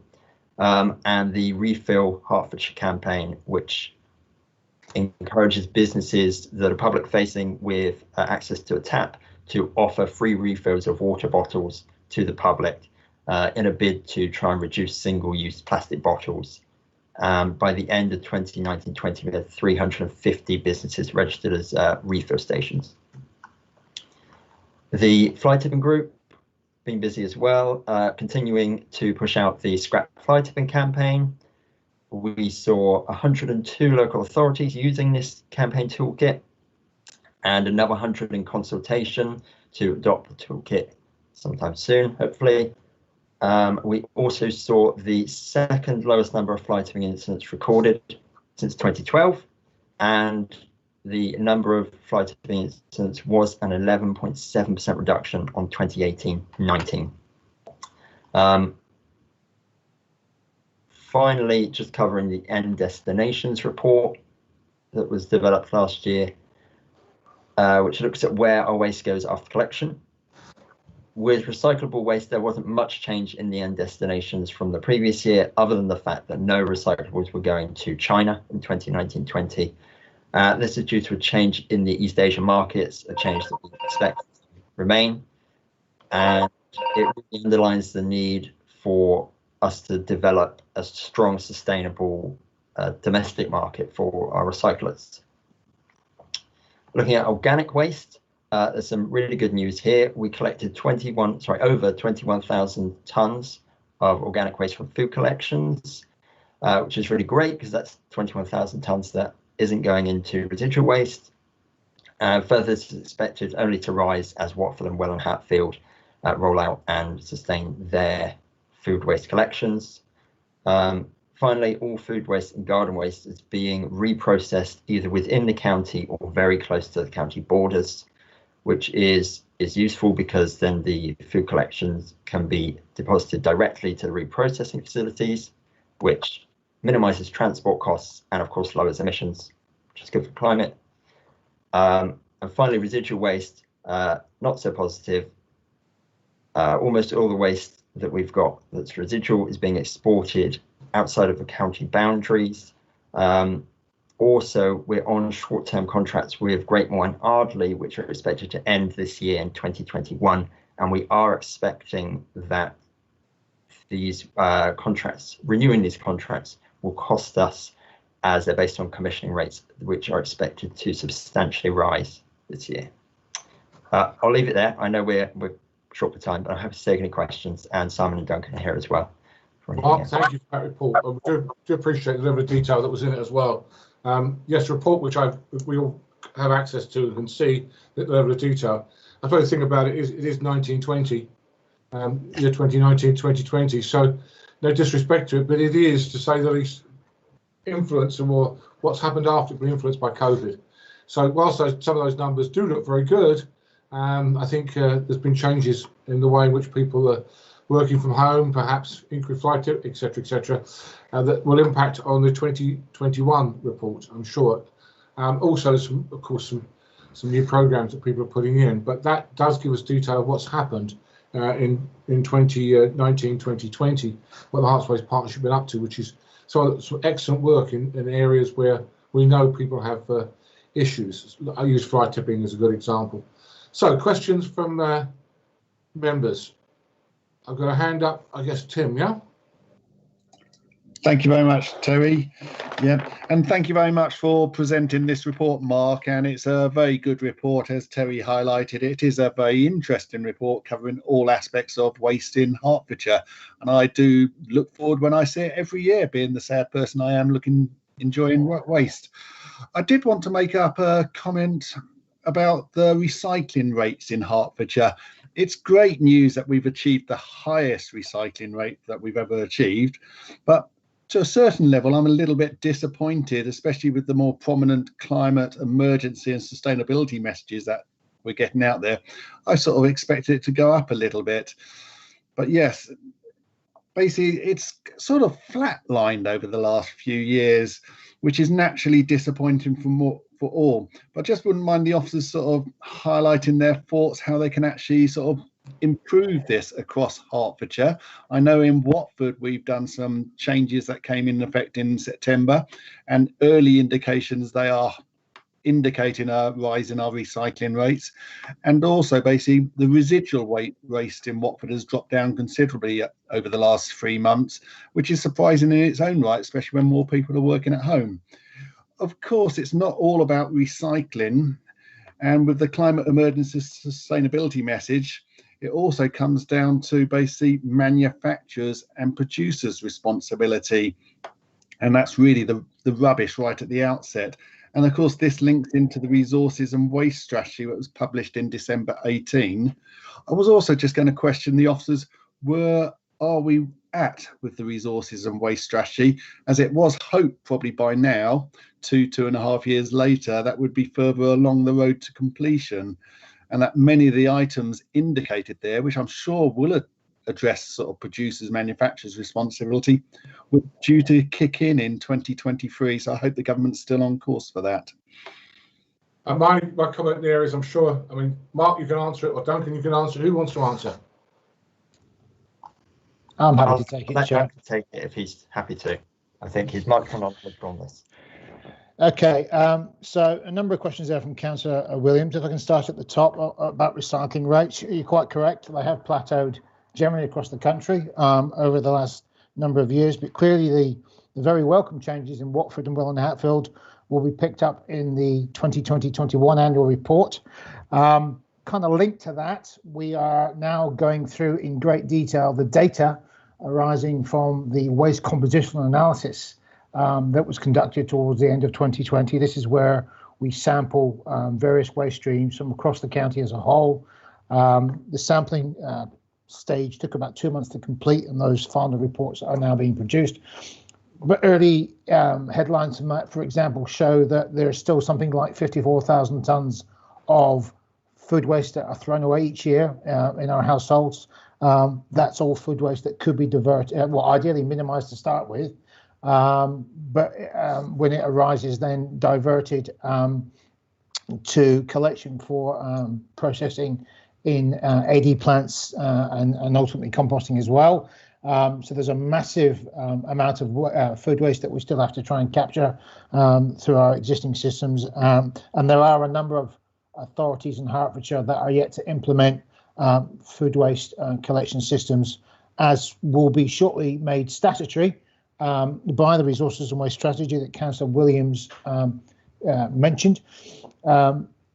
Prior to COVID, the original timeline for the second and final round of consultations on the Resources and Waste Strategy was March 2020. That's now expected to start next month, so up to a year late, but the government are confident that there is enough time available to still move to the draft legislation stage, achieve royal assent, and start to meet deadlines from 2023.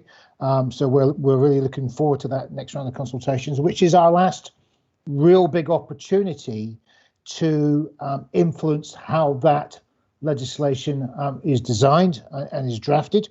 To be clear, we will get to consult on the draft legislation as well, but I believe colleagues in the meeting will understand that by the time we get to draft legislation, things aren't set in stone, but they're a lot more firmer than they are at the consultation stage. Picking up the councillor's question about producer responsibility, there are three key parts of the Resources and Waste Strategy. There are deposit return schemes, consistency, and extended producer responsibility. And in very brief summary, extended producer responsibility, once fully implemented, will transfer the cost of managing post-consumer packaging from the public sector cost to the private sector.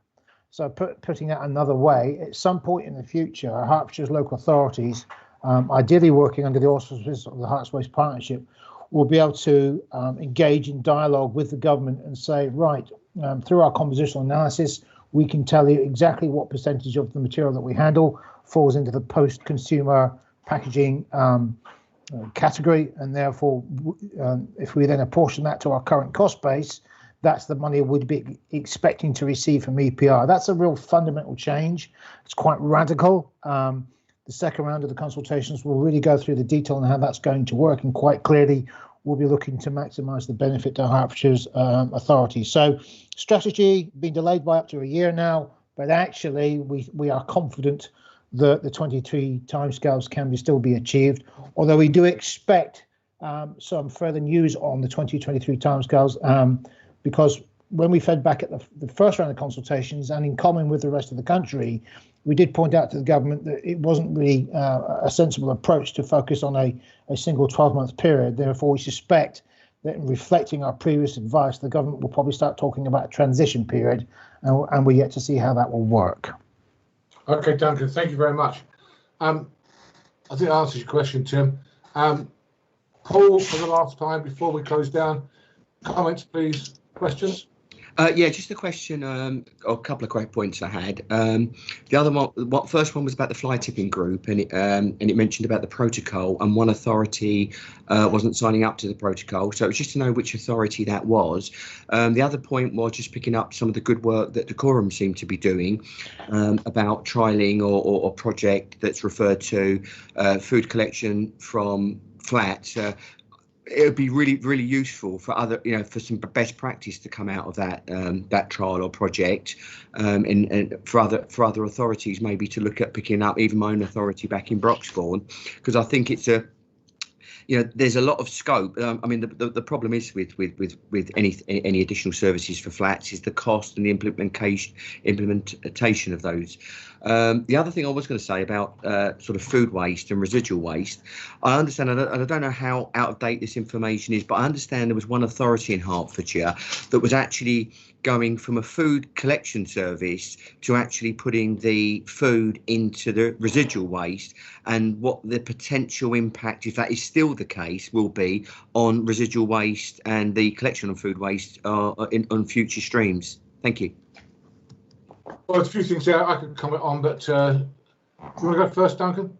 Okay, through you, Chair. Yes, Councillor Mason's quite right. Of the 11 authorities that make up the Herts Waste Partnership that work together also under the auspices of the fly tipping group, it's only Hertsmere that are currently outside of that protocol.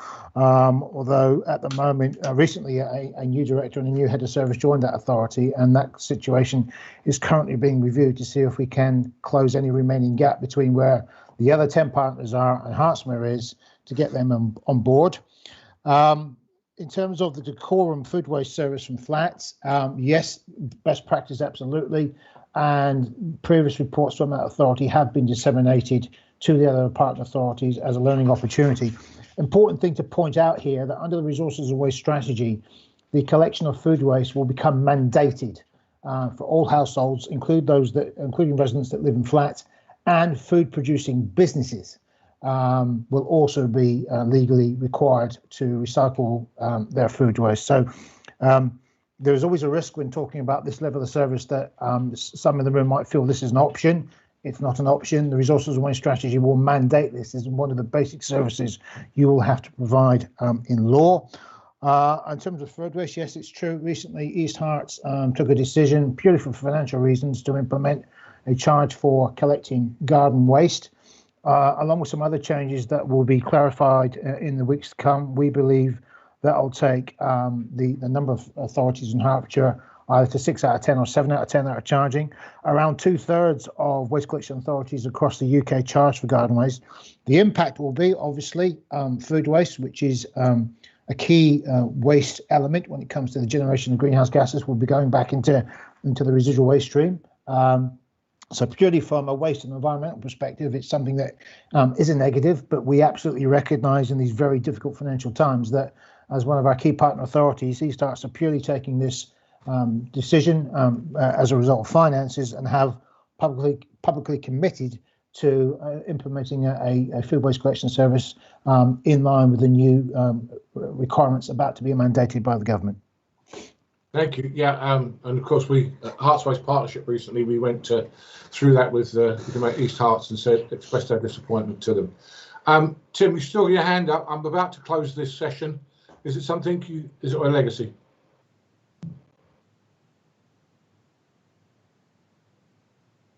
Legacy hand, sorry. Thank you very much indeed. On that basis, then we need to take a vote on this. Mark, have you feel you've had enough comments? You made all your comments you need to make?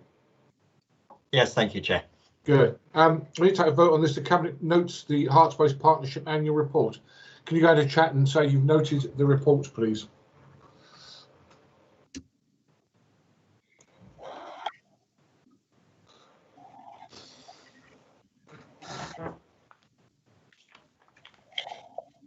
Right, we have a lot of notice on there, so that's good. Thank you for that. The other item, next item on the agenda is any other business, of which I have none. And the date of the next meeting is the 19th of March 2021. So I look forward to seeing you and thank you for your participation, both officers and members. and making a contribution to a number of items which are very, very important here, particularly around the integrated plan and what we're doing in the future with various services. So thank you very much indeed, and appreciate your help and support. On that note, bye-bye.